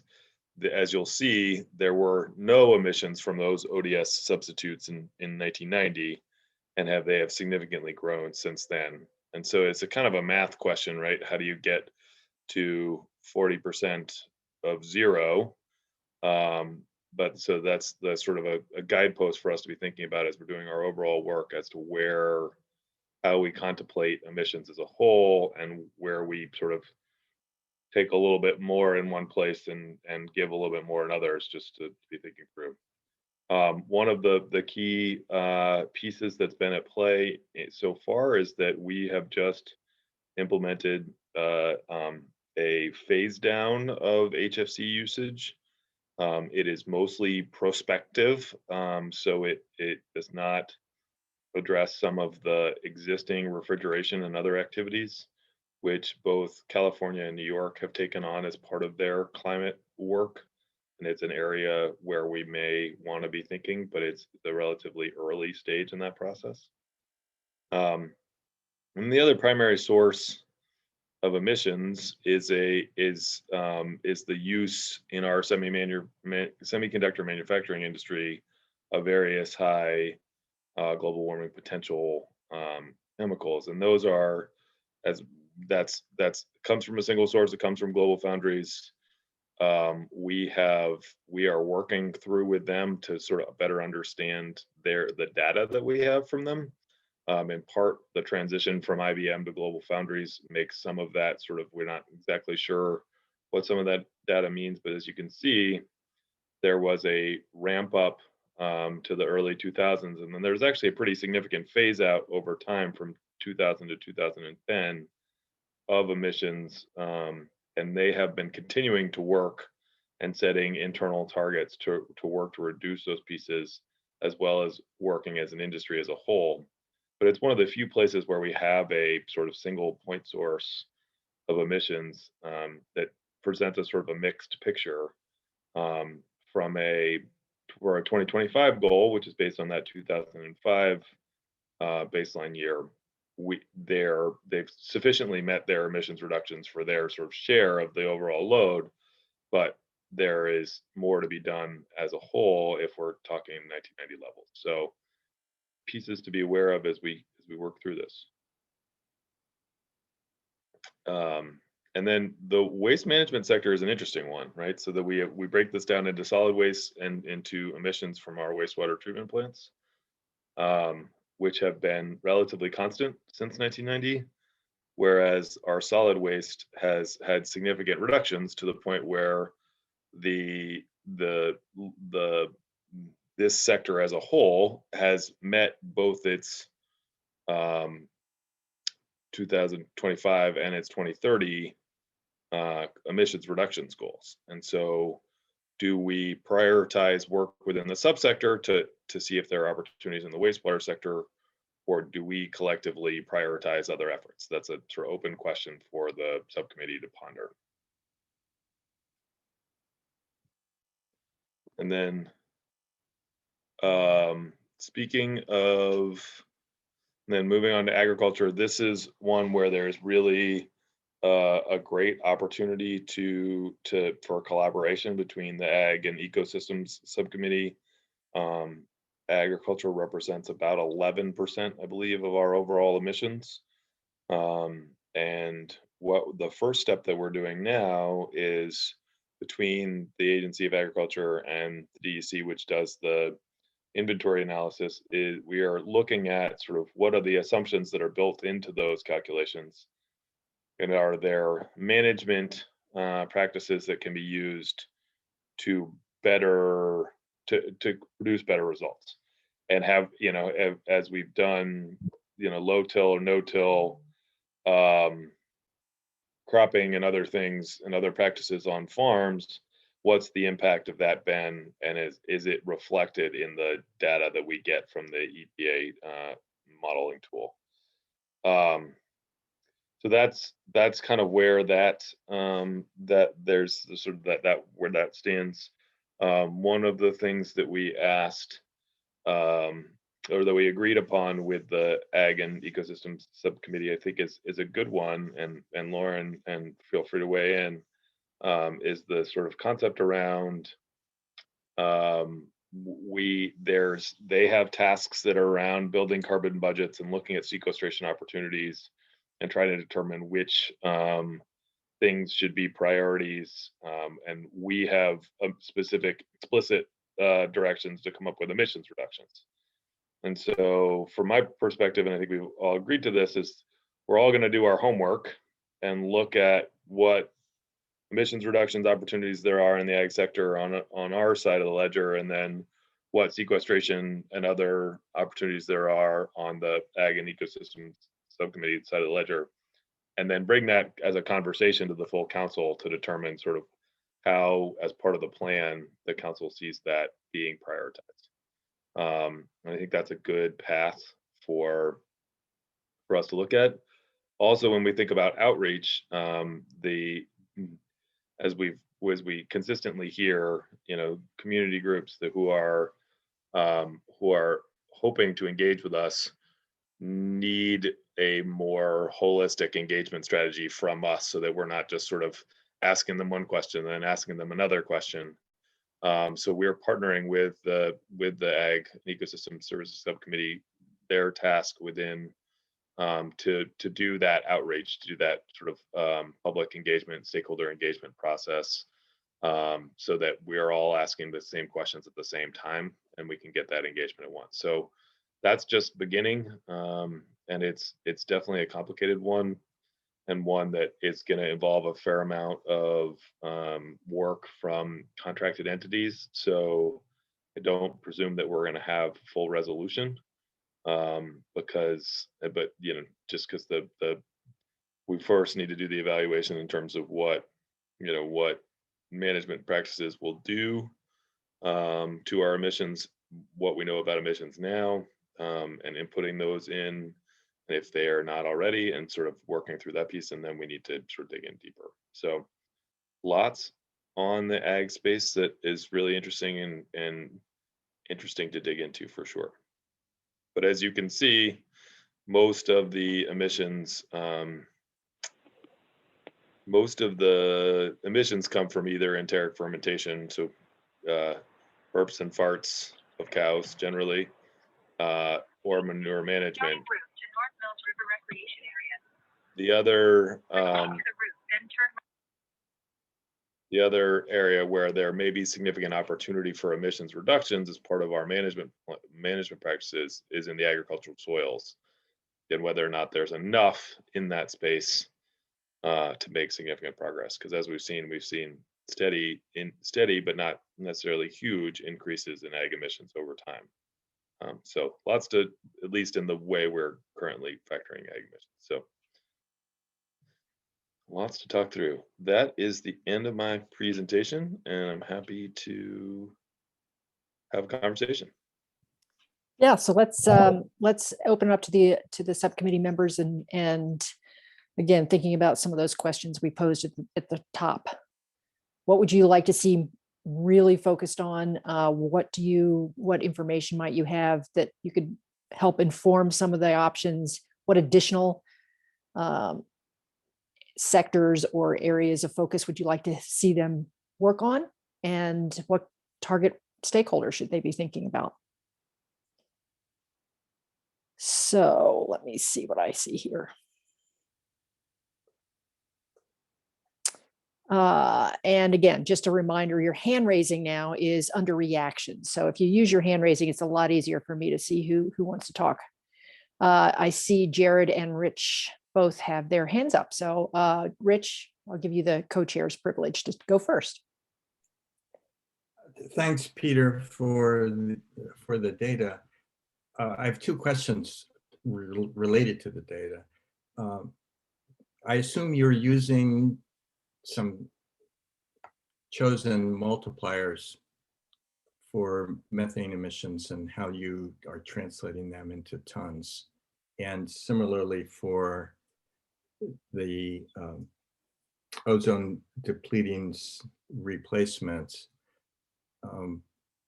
at some point, it'd be good to share those and to let us know whether they were controversial.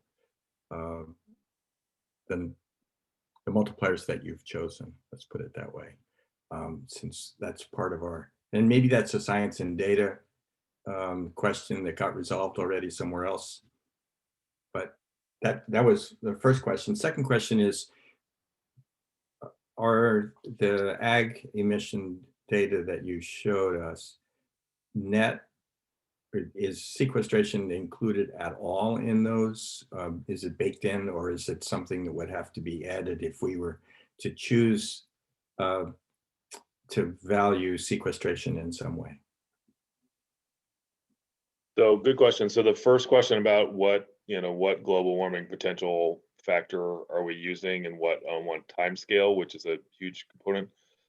We do include that as part of the inventory, and I can share that information around with the subcommittee, so you've got it. That is a topic of conversation around for the science and data subcommittee work, certainly, as to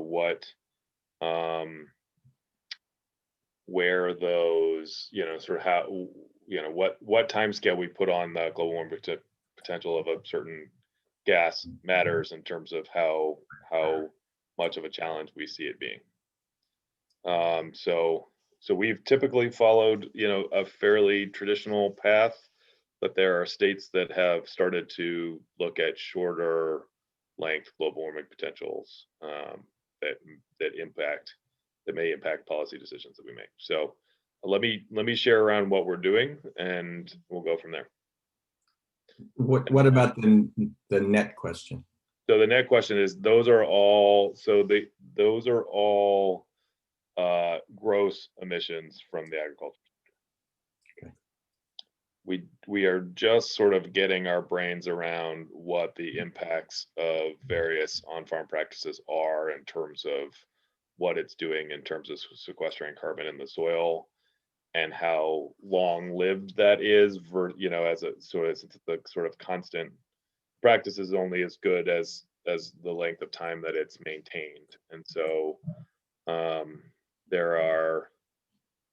there's a number of factors at play there, but those do not account for any of those net emissions. No. The only place where we really are in the burning of biogenic sources of carbon emissions. So I'll use the sort of wood energy piece as a whole. We don't count the carbon dioxide emissions of burning of wood. We account for the methane and other emissions from there, but we generally assume that there is in the forests. It's sort of an interesting dynamic. We also do include within the inventory, if we counted the burning of wood CO2 emissions, what would that look like? And so those are usually in there as well. So, and Annette, I saw your question. Jared's mostly right. The other piece is that the on-farm, in terms of use of energy on-farm to heat a building or whatnot, would be accounted for in the buildings energy sector. But other than that, the transportation fuels are accounted for in the transportation. And Jared, you had a comment or a question. Yeah, thanks, Catherine. So I think before we get into some of the specific questions sector by sector, there's a threshold question relating to interpretation of the Global Warming Solutions Act that I think we keep kind of circling around, in cross-sector mitigation subcommittee meetings, and it would behoove us to get clarity and settle on an approach eventually. And that is, and again, I'll preface this by saying that I am not a lawyer, nor do I claim to have legal expertise. And so I'm just interpreting it as plain language, but others I can understand would interpret it differently. And that is, it's very clear to me that the baselines for our reduction requirements for 2025 are 2005, and for 2030 and 2050, they are 1990. But in relation to this section of statute, and this is 10 VSA 592 section D2, about the climate action plan, it says that the plan is to provide for greenhouse gas emissions reduction that reflect the relative contribution of each source or category of source of emissions. It doesn't say, relative to a baseline there. And so I think we need to decide, when we say relative to that source or category of emissions, are we doing it relative to a 90 baseline, to a 2005 baseline, to the most recent available data, which is 2018. And my inclination would be to use the most recent available data, because that's the starting point of what is happening now, from which we need to design strategies to reduce emissions. If we use a 1990 figure, when our electricity sector emissions were about 1.1 million metric tons, and as of 2018, they're 0.18 million metric tons, we're not realistically going to be saying that, to meet the emissions reduction for that sector from 1990, we should be increasing the electricity sector emissions by 500,000 metric tons. So I think that, it's not 100% clear, but I think it would benefit us to get clear on our interpretation of what we're using for that kind of proportional share, because the sectors are moving around from 1990 to 2005 to the latest available data. And I just think that it makes the most sense to use the latest available data, because that's where the sectors are and that's what we're working from, rather than a historical date that may or may not be representative of the of where they are now and what the opportunities that present themselves are.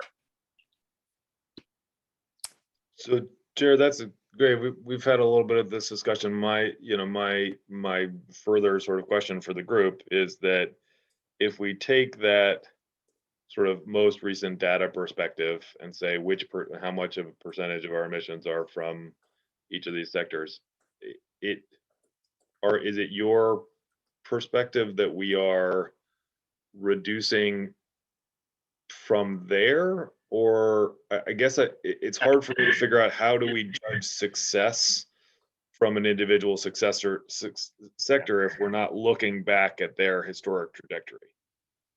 Yeah, I think you bring up, Peter, that we wouldn't want that recalculation to happen with each year of new data, but I feel like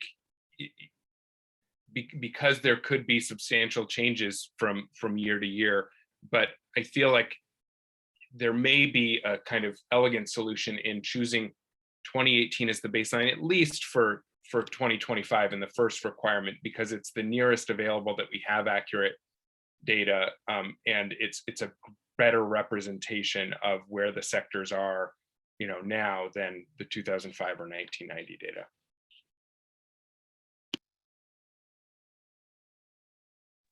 Yeah, I guess that to me, it brings up a sort of fairness issue for the sectors, right? If you've had a sector that has made significant progress, that would undervalue their previous efforts. And it would, for those who haven't made, where we haven't made progress, they would get some value out of, changing that baseline. That's been my concern there as we've gone forward, but I really want to hear other voices. And just because I'm also working across this group and the science and data, is this an issue that the science and data group is taking on too? The question that they're looking at? Not specifically. Okay. Other questions around that?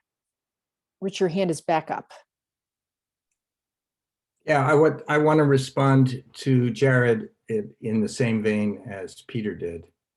And I'm thinking specifically of electricity versus fuel oil, let's say, or transportation. We've put a lot of our policy stress in the past decade on the power sector, 2 decades on the power sector. And number one, and therefore, as Peter says, it tends to undermine, their success by saying, well, thanks very much, but we're still going to hold you to the same percentage from 2018 forward. And related to that is the fact that we no, we need to use more electricity in order to resolve issues in buildings and transportation. And that seems to put the power sector in a double bind if we're really counting on the power sector to address other sectors' reductions. So I think I don't agree that across the board we should take your suggestion, Jared. I do appreciate a point that you made in in your lead up to that argument, that the statute itself doesn't actually tell us how we have to allocate reductions from this point forward. And we can use, good judgment in figuring out what should be the obligation imposed on different sectors.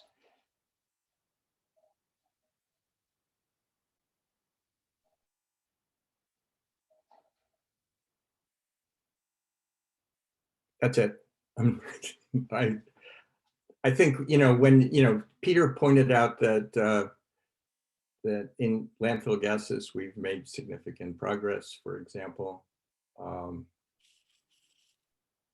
electricity, we've made significant progress. And in some other sectors, we haven't. So that just tells us where we need to focus our energies. Jared, maybe I have a kind of, sorry, Gina, go ahead. So much effort was put into establishing 1990 as the baseline for the previous legislation. Work that I did was always centered around 1990.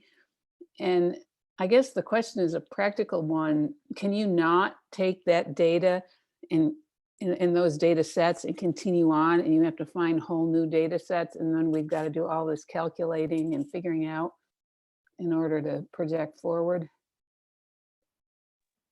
Am I making sense? Like the 2018, oh, we got this cool, easy to access data set, and you can't compare it with what was used in 1990. Is that the problem?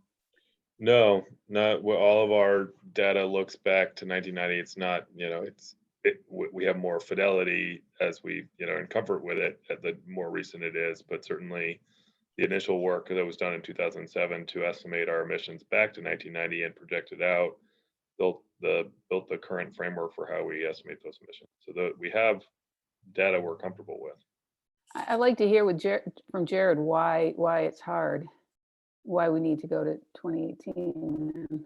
Well, let me just actually stop and ask. We only have a few minutes left for comments on Peter's specific presentation, and this seems to me a big question, and maybe we need to think more about where it needs to be resolved and where that discussion needs to take place before we get into it today. And I did see Liz's hand go up, but I don't know, Liz, if this is a continuation of this discussion, but let's be sure that we have a few more minutes to give to any feedback specifically on the other issues that Peter raised in his presentation.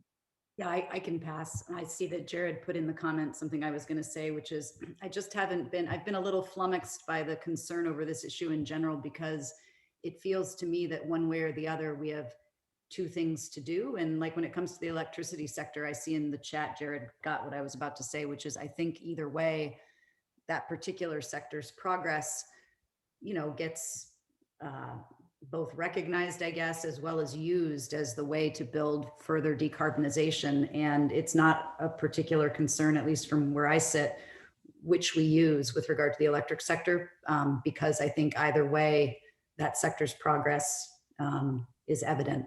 So I wonder whether in talking about the statute, we aren't just really kind of missing maybe the way that it could be read, which is you need to meet it from the baselines, as well as make sure that you're looking at the relative, it's an and, not an or, looking at the relative contribution by sectors, so that as you do it, you're making sure that, kind of both things are hit. I'd be interested as we go forward, including in the sector we're talking about now, to understand where there's actual conflict, because at least in the electric sector, I don't see there being a conflict in doing it that way. Okay, thank you. Peter, you did raise a couple of questions for the group. So I wanted to be sure that we have a chance to respond to that. One was in the wastewater management or waste management sector. You were presenting some of the sources and the progress already made in those sectors, and asked in one instance, should you be prioritizing the wastewater sector versus the solid waste sector? Is anybody have any, you want to elaborate on that, or does anybody have any specific feedback for that group? I think thanks, Catherine. I think it relates to the sort of conversation we've been having, right? Is that if we look at the sort of plain language reading of it being the sectors are supposed to contribute, and if we, the easiest way from my mind is to look at the progress in each sector as a whole and say, sort of, has the sector made it? Then we would determine that while we may see opportunities for additional anaerobic digesters or other things at wastewater treatment plants, it wouldn't be the highest priority of our effort. And that was sort of my question for the team. Any reactions?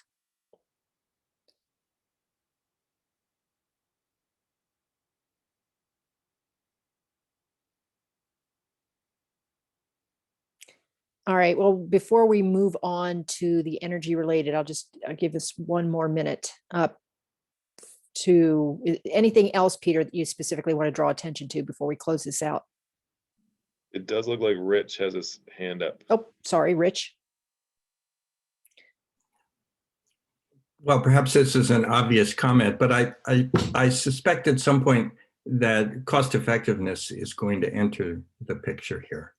And so the answer to Peter's last question, where wastewater hasn't made significant reductions, and would be, well, how expensive would it be on a cost per ton basis to insist on proportional reductions in the wastewater section? In other words, we can slice and dice the sections down to subsets of subsets, and then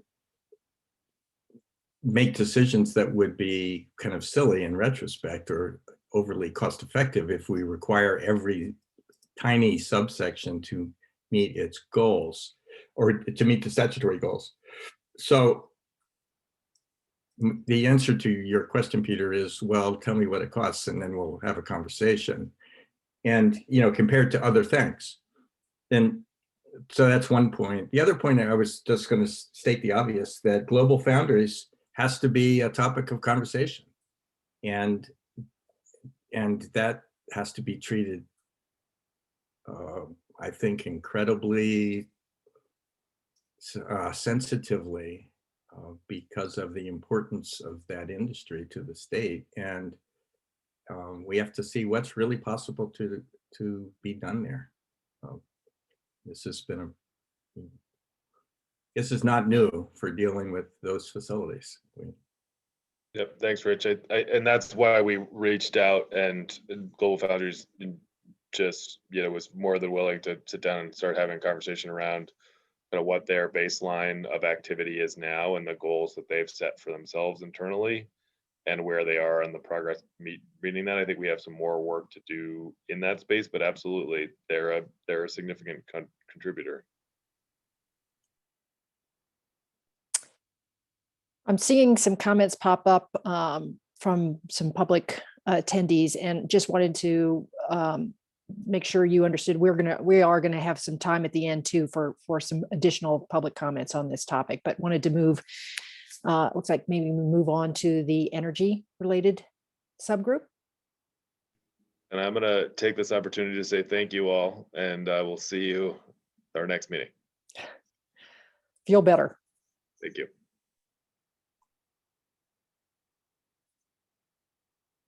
So Rich, who are our next presenters? And if you need to show some slides, you should have presentation privileges. Right. It's Liz Miller and Ed McNamara, and they do not have slides. Okay. So Liz and Ed, you're up. Sure. I don't know, Ed, do you want me to start and then you can jump in, or you're seeing in real time our coordination on who goes first. Yeah, we did coordinate on the document, but not actually the presentation part. So Liz, why don't you start it off and feel free to throw it to me whenever you want. Okay, great. Well, I have just a couple kind of framing things before we get into the list so far, as it were. And the first thing actually is really relevant to the discussion we had earlier. I really wanted to start by saying, at least from where I'm sitting, I feel a little bit like we're flying blind still. And I don't actually mean that in a bad way. I mean it in the way that, you know, with the expertise and perspective that Ed and I have shared with one another and put into the work so far, there's still a lot missing, right? We only know what we know, and we know more than ever now that we need to get the input and thoughts of others, particularly community stakeholders and everyday Vermonters, to really make sure that we're not just thinking of it, you know, from kind of 1 or 2 or even, you know, 12 perspectives, but instead from as many as we can. And particularly just picking up on something Gina said, that, you know, there are personal choices involved, including when it comes to the electricity sector, although maybe not as deep or pervasive as transportation with regard to selecting personal vehicles. There's a lot of choices that go on in the electricity sector at the individual consumer level. And so really getting that input will be important. So this is preliminary. It's just a framing, particularly in light of the conversation you had on Monday that I was unfortunately had to miss because I was on a plane for the first time in a 1.5 years. Particularly in light of that conversation, it feels almost premature to share a list, but nevertheless, we're going to do that to make sure that we get the input of the folks on the council subcommittee, as well as members of the public, what we are missing. Second point is that really, as we've developed this, we've tried to, at least I, and I think Ed shares this, we've tried to really ground ourselves in carbon reduction first and foremost, because when looking at the electricity sector, there are many policies and places, you know, a strictly economic development lens, or you know, a lens with regard to kind of local and state security versus regional issues. There's many other lenses to look at. And so we've continued to pull ourselves back to carbon. So if you see something either missing on the list or framed in a way that you're not, that you're wondering about, one of the things we should all think about is whether, you know, whether we're focusing first and foremost on carbon. Third,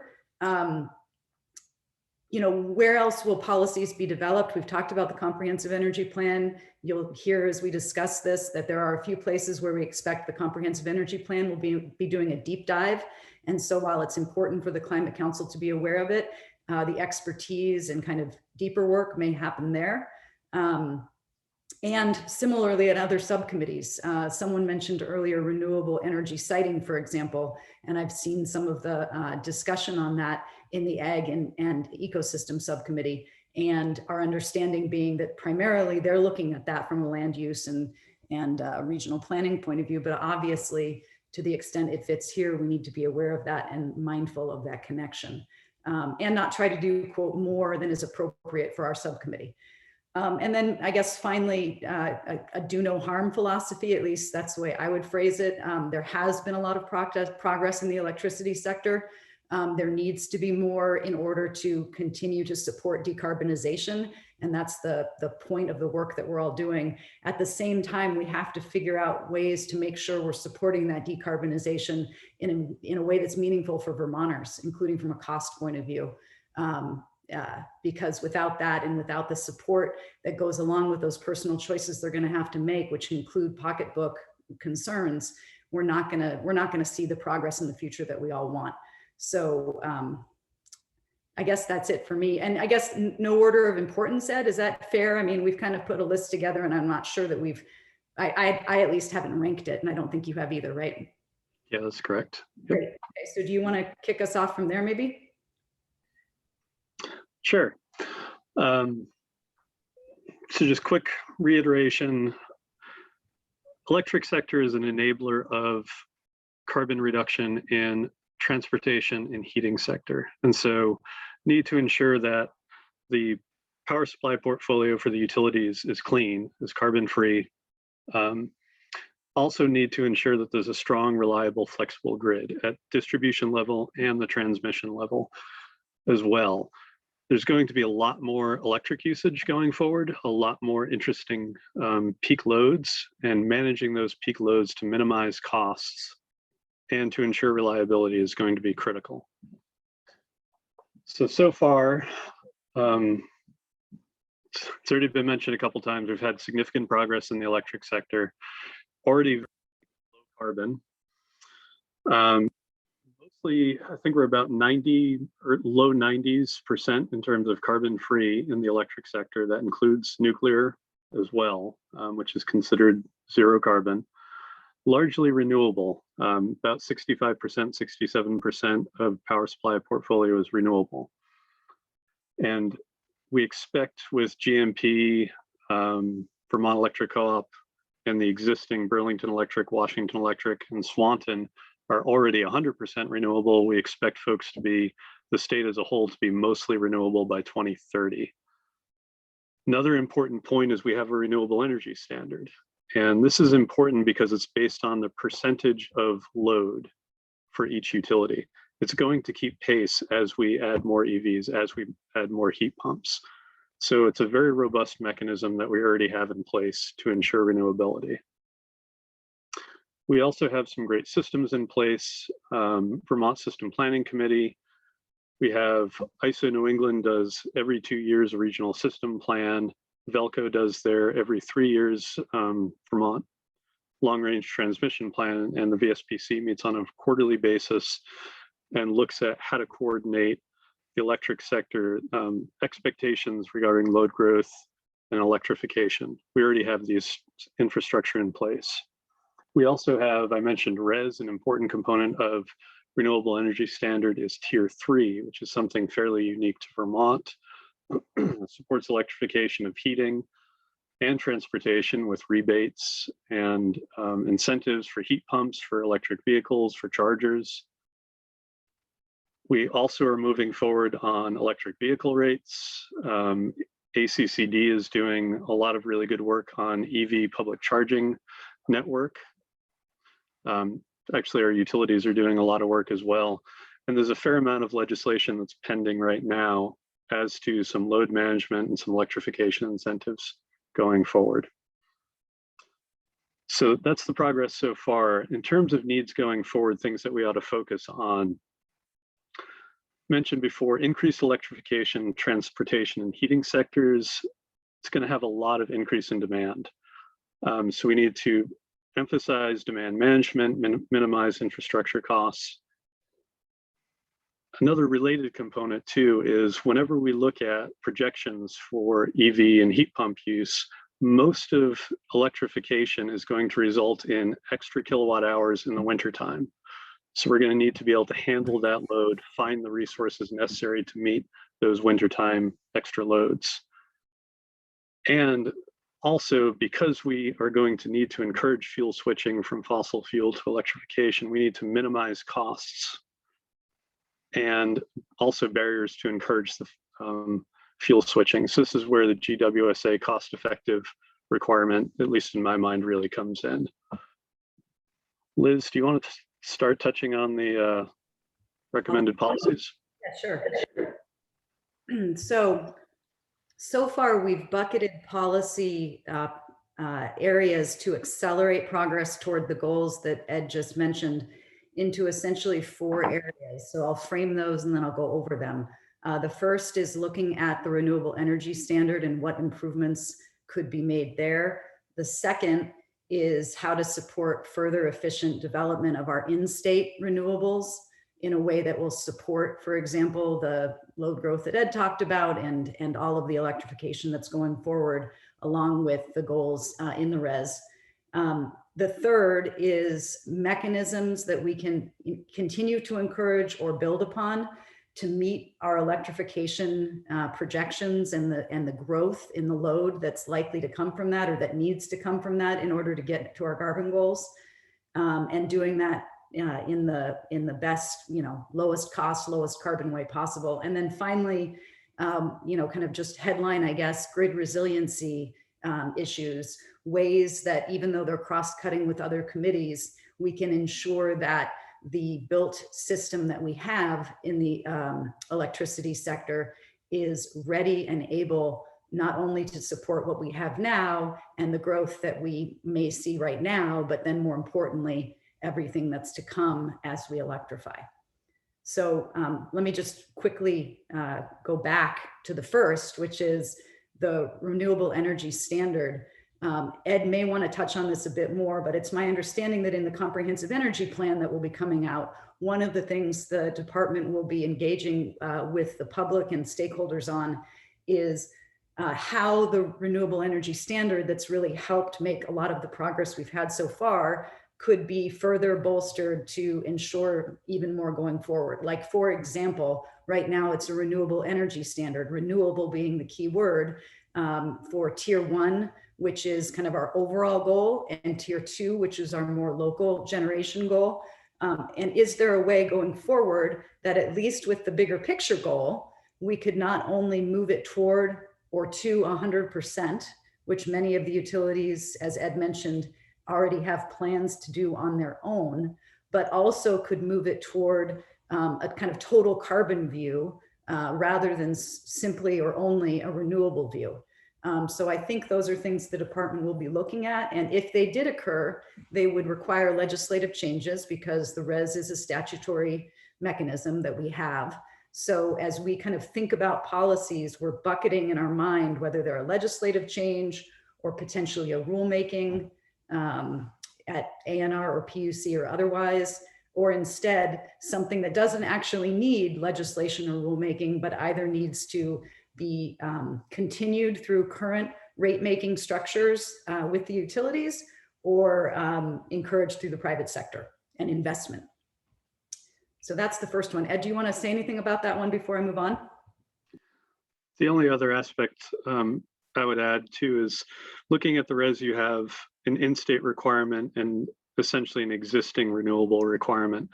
And I think the different factors to look at is in-state versus out-of-state, new versus existing. Those are the large categories that I'm thinking of that ought to be explored. There's cost consideration, economic development consideration associated with all of that as well. But those are the major categories in terms of how you could potentially design RES.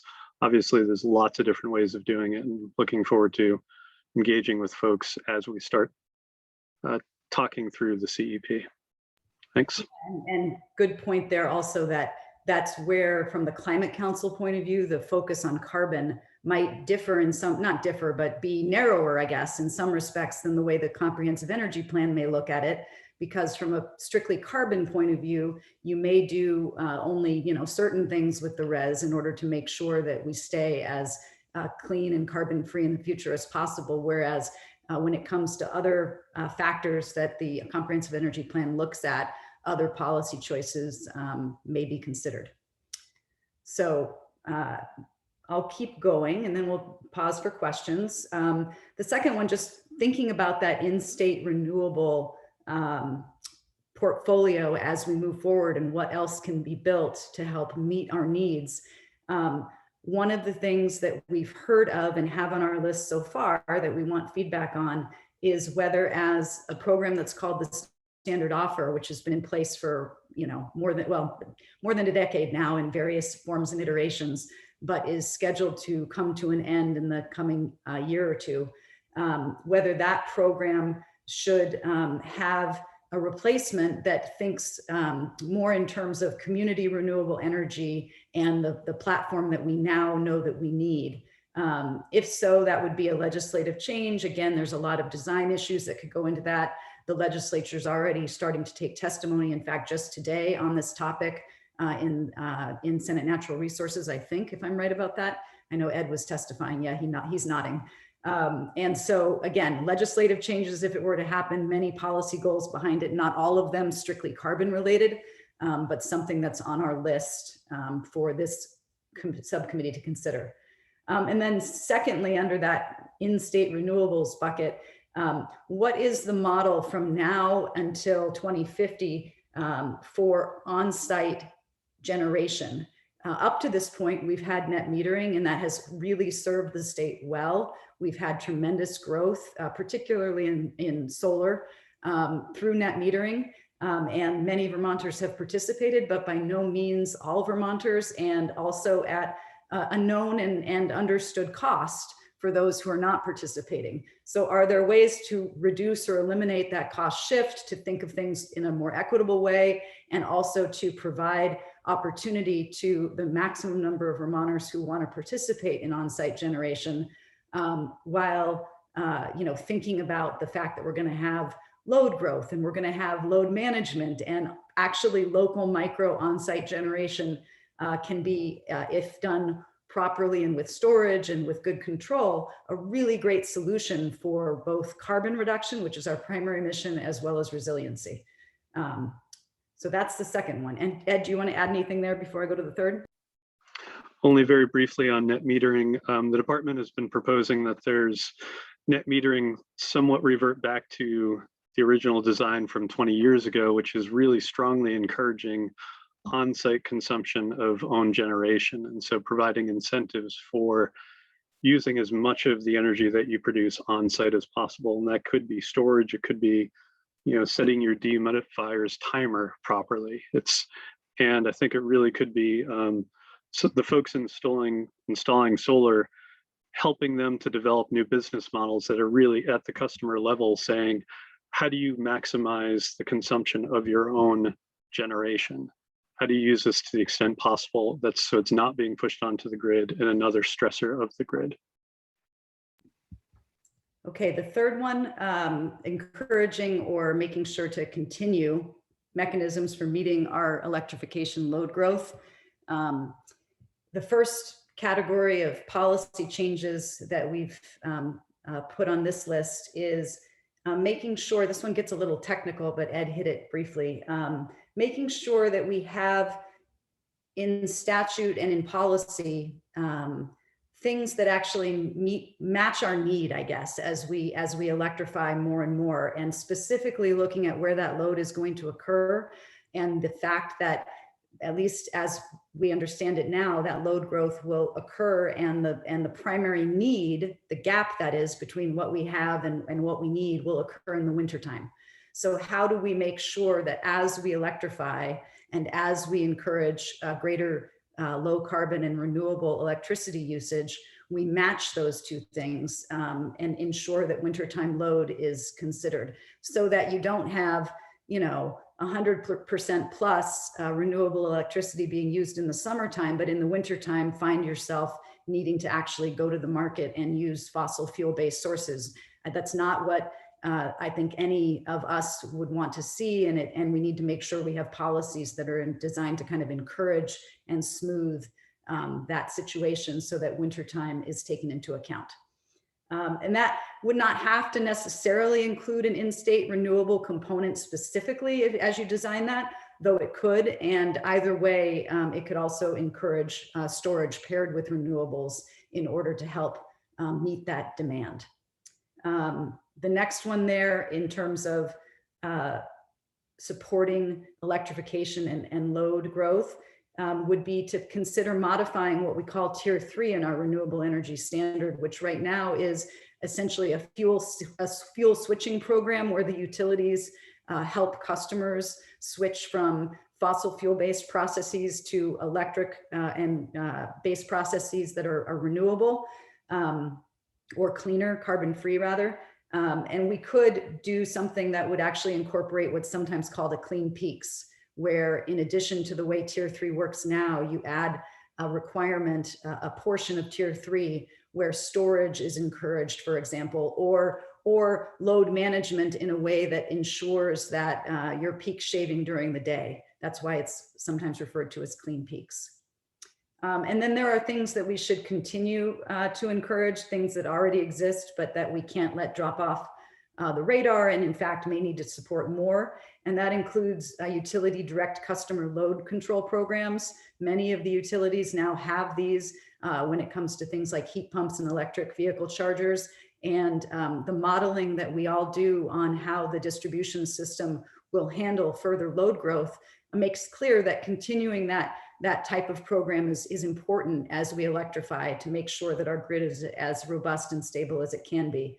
And then there's an emerging, market really for what's known as aggregation with energy resources. And that can be done by energy services companies who come in and take a group of customers and actually manage their heat pumps or manage their EV charging or manage their storage and solar, and then contribute that with regard to how both the local utility and the regional market operate. And then we've talked, I think, in the subcommittee before about rate design and whether there's something about those personal choices that we've all discussed that can be further helped by good rate design, so that you say to a customer, hey, you want to electrify and you want to change to an electric vehicle, we're going to make sure that there's a charger available to you, as well as a rate design that gives you some credit for the benefit that you're bringing to the grid if you allow us to help manage the charging of your car, so that it doesn't come at the times that are potentially higher cost, higher carbon to the grid. So continuing those programs would be important. I can pause there, Ed, if there's anything on those you want to add. No, I'd rather leave time for questions. Thank you. Okay, great. And then the last one, grid resiliency. These again are the cross-cutting ones with other subcommittees. So I'll hit them quickly. It includes policies to encourage resiliency zones, which are areas in communities that combine local generation with storage, with communications in hubs that allow for now or in the future microgrid treatment, so that the community has a place for disaster response, and even in a pandemic, a place where the community knows that it can gather reliably for the sorts of services that it needs in this economy. Efficient siting of distributed generation in state. We know the ag, as I said earlier, the Ag and Ecosystem Subcommittee is looking at that. And looking at how that can be paired with storage wherever appropriate in order to help facilitate that resiliency that's really needed, so that it's not just generation, but also generation paired with storage, so that we can help load manage wherever possible. Thinking about that also in terms of equitable costs of any necessary grid upgrades, and how that can be addressed. And then any further investments in T&D infrastructure upgrades, how those can be actually considered when you look at load growth and forecast into the future what is needed, as well as considering who will pay for it and whether there are sources out there, such as the infrastructure money that may become available from the federal government, that could help support that in a way that would really facilitate Vermont's goals. And then finally, and this is where I really want to emphasize, this list is not in any particular order, because I personally, just from a personal point of view, find this one so important, and I really encourage us to put it as high up the list as we can. And that's programs to promote individual customer infrastructure upgrades. Thinking about, again, that personal choice issue, such a big barrier.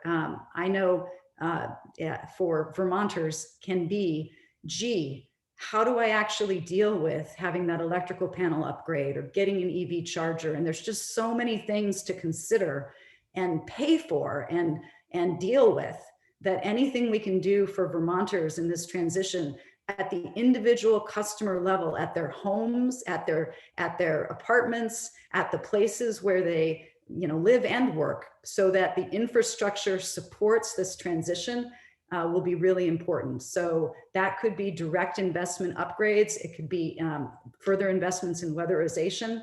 And in order to do that, funding, either state or federal, likely are going to be needed, as well as making sure that utilities and Efficiency Vermont and energy services companies are all aligned in bringing those infrastructure changes to Vermonters so that they can electrify. Thanks. Yeah, great. Is that it? Thanks, both of you. So we have about 15 minutes for some back and forth with your subcommittee members, and before we turn it over to the public. So let's open it up. And again, what did you hear that you really like? What anything you saw that might be missing from that list? And there was a lot there.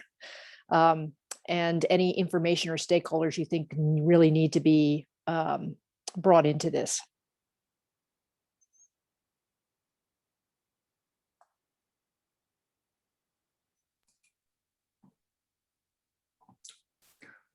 This is Dave. I'll speak up if it's okay. Yeah, go ahead. So I heard lots of great things, and I'm so curious as to how you would prioritize them. Naturally curious about that. Direct load control and rate design, I think are really great ideas that need to be considered. I just toss out as a question, does every utility in Vermont have the rate design that it needs to have to promote the things you're talking about? Tier 3, what besides a clean peak modification to Tier 3 would improve Tier 3 and make that policy lever work even more effectively? What does Tier 3 have to be? Are the percentages too modest for what we need to do here?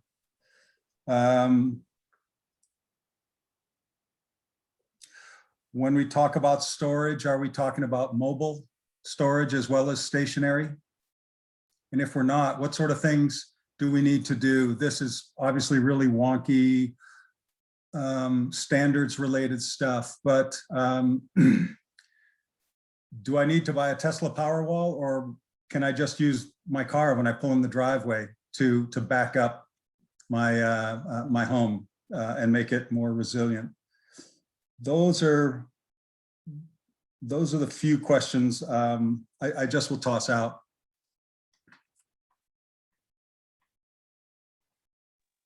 Thanks, Dave. And as I heard the speakers, your first question was, how would you prioritize it? I think it's great that you're giving some of that input right now, because it sounds like they haven't gotten that far yet. I see Ed and Liz nodding, but that is exactly the kind of, I think, input that it's helpful. Chad, let's go to you, and then Rich, you have your hand up as well afterwards. Sure. Thanks, Catherine. Yeah, I liked a lot of what I heard there. Thank you, Liz and Ed, for that that really great overview. Sounds like a lot of good thinking and a lot of good work's gone into this. So just a couple things that sort of jump out for me from our position as a renewable energy developer. Winter loads, absolutely critical that we get a handle on our winter loads. I think long duration storage is going to be a really, really effective tool in that toolbox, where we can go 12, 24 hours, at least to provide critical services. But I think, there's a lot of research, development, and capital flooding into that space. And the infrastructure plan, as proposed, contains a 30% federal tax credit that could also have a cash option in lieu of tax credits, which is really going to open up that market. It's going to really open up the floodgates for battery storage in the next couple of years, but I think it's going to allow the newer long duration storage technologies much more runway. Those deals are going to pencil a lot sooner with that incentive. Clean peak standard, that I think other states like Massachusetts have engaged around the clean peak standard pretty well. Sorry, I got a dog here that's wanting to say hello. Hi, buddy. Just a minute. Yes. Sorry about that. A little COVID moment. I think rate design and electrification rates, that's critical as well. There's a great example of how that is being rolled out successfully in California, where they're essentially crediting generators significantly more for generation that comes on to the grid during the evening hours, the afternoon and evening hours, to the point where they don't monetize the production in the daytime really at all. So you need to bring energy storage to the table.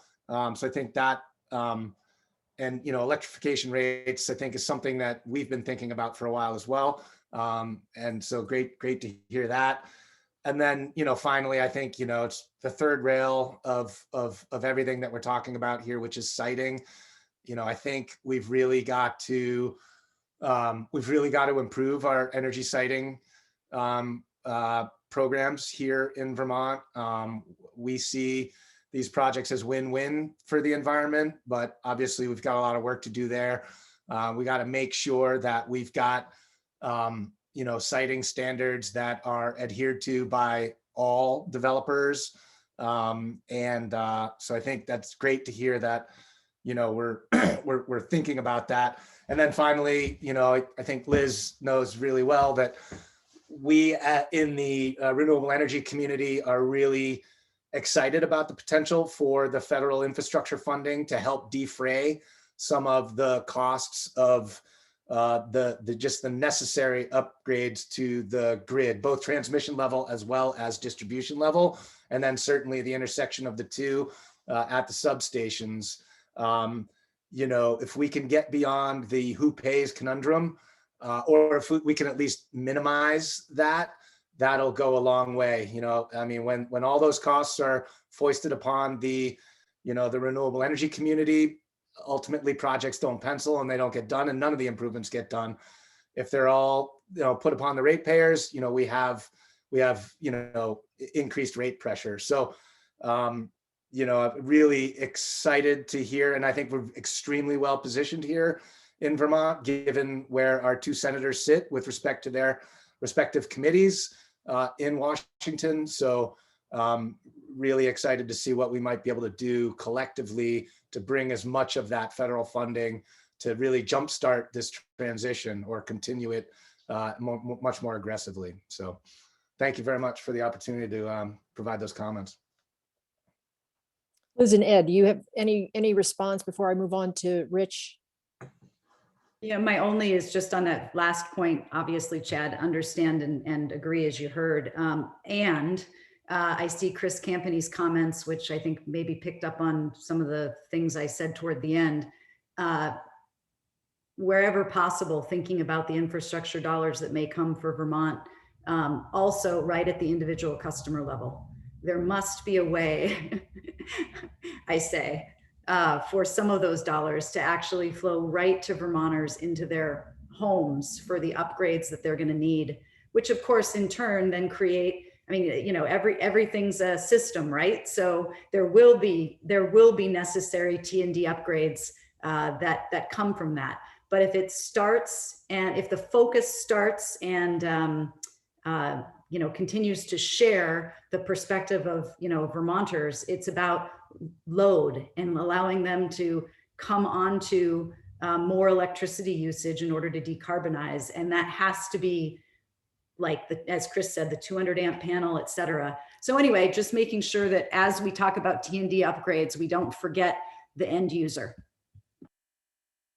Great, and agree with Liz there. The only other part, two things I would add, both Dave and Chad mentioned rate design, and I will say the transportation bill actually includes a requirement that all electric utilities include an EV rate, EV specific or whole home time of use rate to encourage to minimize peak loads. And then the other aspect I would add as well is the administration put forward a proposal, I'm not exactly sure where it is in the legislation or at the legislature, to use some federal funds for load management and electrification with an emphasis on helping deploy load management platforms. Load management can be incredibly useful. GMP has done some really good work there, and it actually costs a fair amount of upfront. And so helping to actually find some capital to deploy that to all areas of the state and to try to broaden that to as wide a range as possible of devices, consumers, utilities, et cetera. Yeah, totally agree. And that does pick up on a Dave question. Thanks for mentioning that, Ed. Making sure that those types of programs are available to all Vermonters includes making it available to all utilities. And I think having a statewide platform for that could be really, really powerful. So good, it's a good one. Also want to just acknowledge, am I on mute? Nope. Just acknowledge Chris's comment about combining resilience against heavy winter storms with the concern about just meeting overall winter demand too. So got a number of hands. So Rich, you were next, and then I'm going to go to Lauren and Johanna. I've got a few points. Thanks very much for all of that, guys. Let me start with a point that Liz made, and I think Chris made it as well, which is that when we think about the power sector, we often think about this basically from the utility down. We think about generation, transmission, distribution, et cetera. But for the task in front of us, we really have to flip that on its head. We basically have to think about customers first. What do we need customers to be doing in order to achieve our goals for decarbonization, reliability, providing heat and mobility, and reliability? And how can we make it equitable when we do that?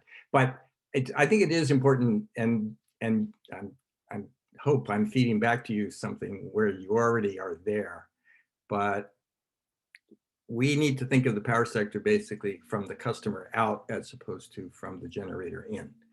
And I think you are doing that. Second, I think we need to remind ourselves not to think of costs solely within the power sector, but rather net costs to consumers, which includes savings on the fossil side together with costs on the power side. And if we allow ourselves to be too focused purely on power costs, we're going to miss the big picture. I do think, and in terms of priority setting, we will have a major challenge to think about in-state and distributed renewables versus out-of-state renewables as a major balance point. We're going to have to find some kind of combination of policies that will allow us to choose out-of-state renewables when they're available in large quantities, they're available in the winter, they're available at relatively lower cost than in-state distributed. At the same time, we know we want to support in-state distributed as well.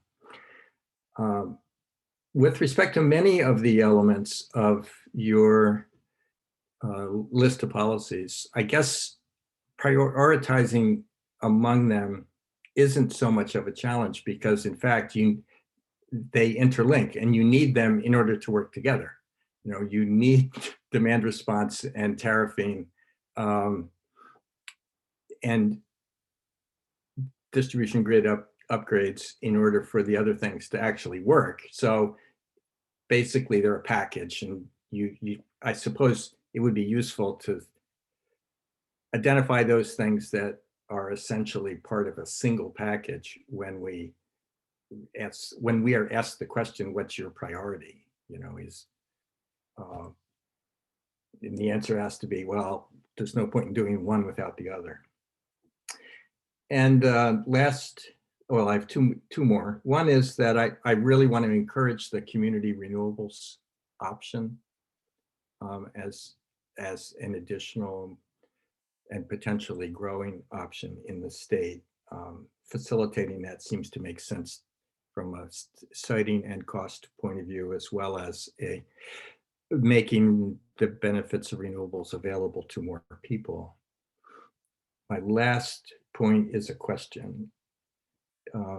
Mention was made of total carbon impacts, which on the one hand seems to permit continuing use of nuclear power in the mix, which I think is a necessary thing. But it also opens up the questions of what are the life cycle carbon emissions, or GHG emissions anyway, associated with large-scale reservoirs or with the use of wood as a generating source. And I'm wondering whether you all are identifying those as lurking issues. Thanks for listening. That's it. Thanks, Rich. Just really quick, in response to your question there about total carbon impacts, that's something that PSD has had a number of discussions with ANR on that particular point. And that is something, I think Jared can correct me if I'm wrong here, but Science and Data is specifically looking at some of those issues in terms of total life cycle costs. And I would add that actually includes all resources. The large hydro and biomass is obviously an issue, but I do remember at one point it was an unusual circumstance, but a solar project that was relatively small but cleared a large swath of forest actually had a net negative impact. Again, highly unlikely to actually be I'm not saying that's an indicator, but I think it's important to look at all resources if you're going to do a life cycle analysis. And I would also include nuclear in that life cycle analysis as well. Thanks, Ed. Just noting that we really don't want to cut in too much into the public comments. So Lauren and Joey, if you could just quickly add your comments, and then we'll move forward. Thanks, Catherine. I'll be brief and say, echoing a lot of the gratitude for your good work, Ed and Liz, on your task team. It's a lot of really, really good ideas. I appreciate hearing many of them, two of which that specifically piqued my ears. Well, I guess largely the idea of siting, and Liz, to your point of the need to collaborate closely with the other subcommittees, particularly agriculture and ecosystems, as we understand the impacts of where we actually put renewable energy to our land, how we place it with concerns to equity, carbon sequestration and storage opportunities and impacts, et cetera. So thanks for raising that. I would think that there might need to be a more concerted conversation between members of this subcommittee and that subcommittee in the nearer future as these strategies continue to be built out. And then I also really like, I think like Rich might have just mentioned, the idea for potentially revising the standard offer program to incorporate the community renewables approach, and then also the idea of resilience zones, which will bring me back to, again, the liaisoning, not with my ag and ecosystems hat, but as the council member representing resilience and recognizing that Chad's also a liaison, but to the Rural Resilience and Adaptation Subcommittee, who I think is charged with, to George's point earlier in public comment, really helping municipalities and communities adapt to the changes that are coming based on recommendations from this subcommittee, and just wanting to flag that as something that not heavy as the crown for Chad to have to hold all of that weight in between those two subcommittees, but to make sure that that subcommittee is having those conversations too, because that's a big part of building out that resilience. Thank you, Joy. And I'll be brief. I have a lot of thoughts and ideas, and ideally it would be great to reflect on further on what you've all laid out. If it was in writing, I don't know if there's anything you'd share, but I captured a lot. But I'm also thinking about, I mean, our clean electric grid and required to get cleaner is an asset. So how do I'm interested from the transportation space and in the thermal space. And your point, I couldn't agree more at serving the consumers and ensuring that they have the ability to, either to take up the kinds of strategies we're going to need them to do more of is really critical. So I worry about sort of your thoughts and strategies related to not just in the electric sector, but applied to the transportation and thermal sector. Where are the best points of intervention? Is it point of purchase, and is it real estate transactions, new home buyers, new homes being built? And yeah, I think I'm just thinking a lot about that. And in general, this is a side note, but how are we thinking about in our work in particular, just conservation overall, and encouraging people to make better individual choices, and not that in that really, especially from those of us who bear a greater responsibility for the moment that we are in. So a lot more, but I really appreciate the work and a lot to build from here. Thanks. And thanks for being succinct. And hopefully we might be able to come back if you have any additional questions and you can expand on it. But I do want to be sure we save the time remaining for the public comment. And should I turn that back to you, Rich, for managing that? I'll help you with the hand raising and the unmuting. Whoops, you're doing fine. Okay.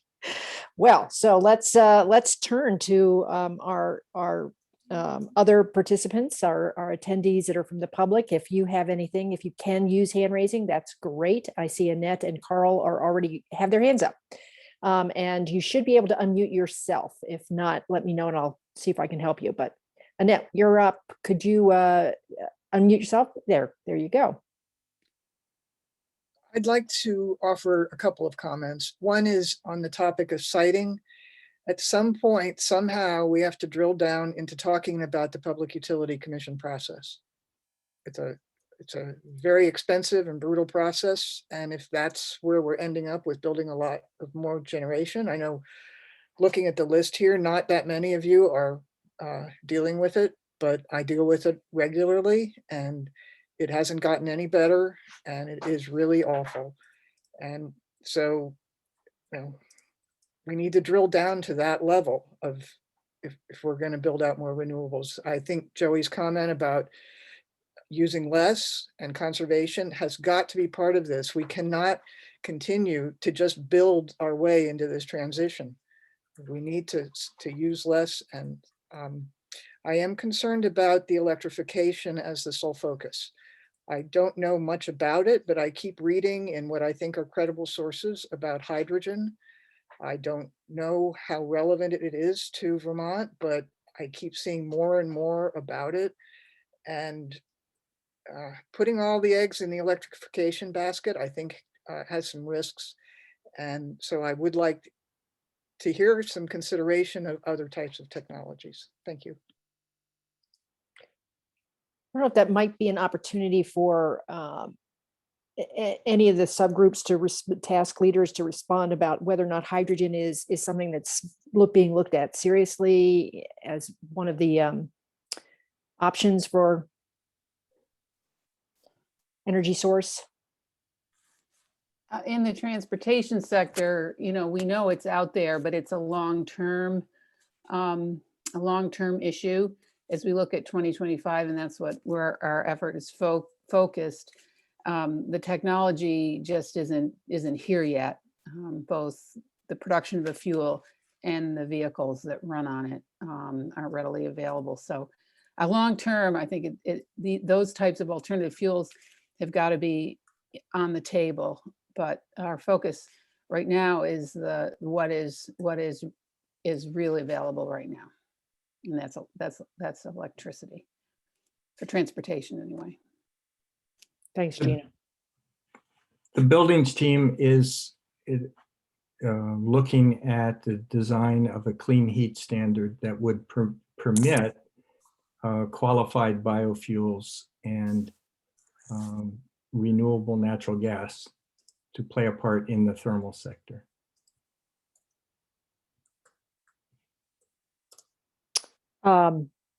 Great. All right. So let's Carl Bear, if you could unmute yourself, you're up next. And then Robert, you'll follow. Right. Thank you for hearing from us. In terms of all the great plans that you have for electrification, I feel a lot more comfortable if we had a correct analysis of the carbon associated with generation, which I know we don't have yet, but we should have. So even though there's been a lot of progress, there's still a lot of CO2 coming out of the generation of electricity out of state as well as in state. And this also brings into mind the importance of distributed generation and micro grids in terms of the resiliency that we're going to need in the future as the climate deteriorates further and further. We're going to need more local options, electrical options as we move forward. In terms of the transition fuels, which I consider wood one of them, and I'm a wood user, as we understand what the emissions cycles are of the different woods, that should lead us to know what we should be promoting and what we should be discouraging. And I'm particularly reflecting on the expansion of the natural gas potentials by putting a gas line out in the western part of the state. But we should be trying to decide which transition fuels we really want and to promote. If it's wood, we should promote it. It's only a transition. It's only transition anyway.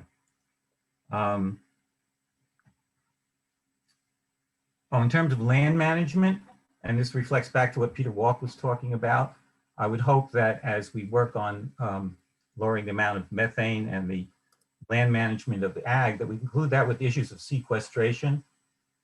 Particularly concerned that the sequestration is declining in Vermont, not by a lot, but is declining. And there's going to be more and more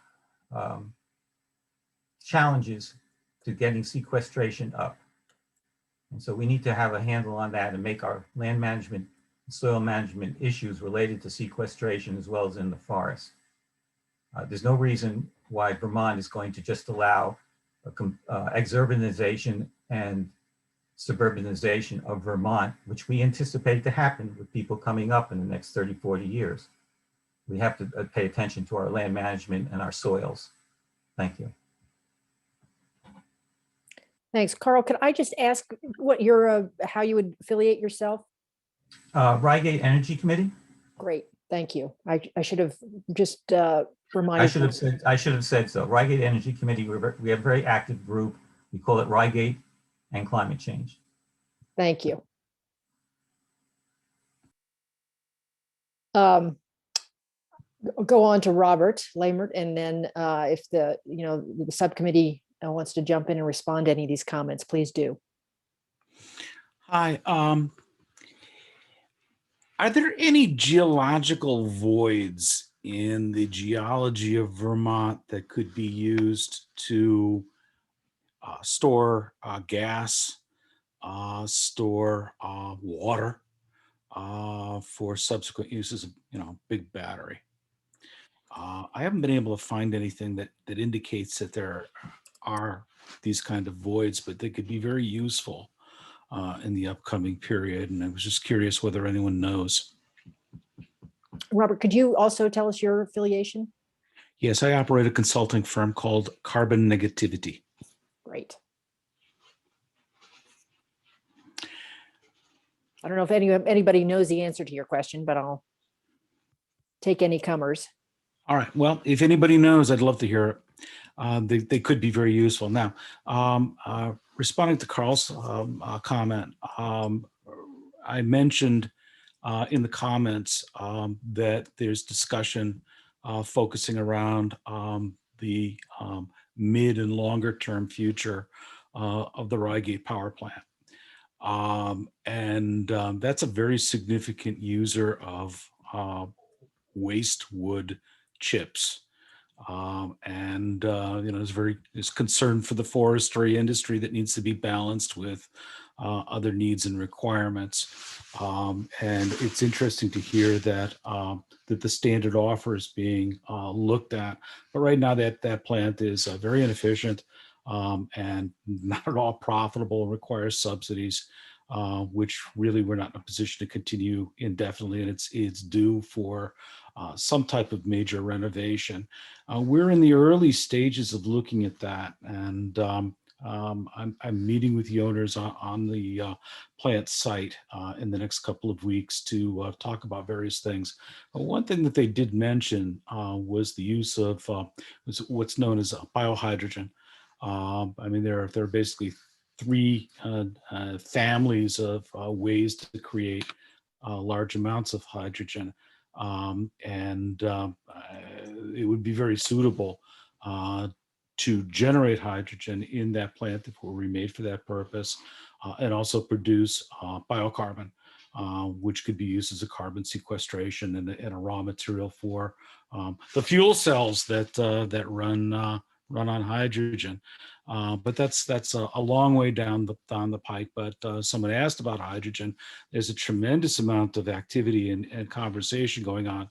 Columbia University has had a real good series of webinars on hydrogen. So it's my opinion that it's coming. That's all. Thank you. Always flagging some sources of research that are ongoing is also helpful. I wonder, we are at the top of the hour, and I don't see any other hands, unless Carl, is your hand back up? Yeah, I don't know how to use the chat. I'm sorry, I don't know. I tried to chat a question to Rob, and so I don't think it went through. Okay, go ahead. So I'm just hoping that Rob will contact the Reigate Energy committee and talk about, and so we'd like to hear from him. Absolutely. Love to talk to you, Carl. Great. Pinecone, yeah, just give pinecone@kingkong.com. I will email you. Okay. Thank you. Terrific. Great, great. We can have some networking going on too. So let's, I'm going to turn it back to you, Richard, and you may, I guess, have some plans for the next meeting. Actually, I don't. And I need to get together with Peter and Jane, and I'll invite all committee members to drop me an email if there are topics that you'd like us to take up in the next meeting or two. And meanwhile, I want to thank everybody for their participation, and Peter in absentia, Liz and Ed here for laying out these issues for us today. A lot of complicated issues have been touched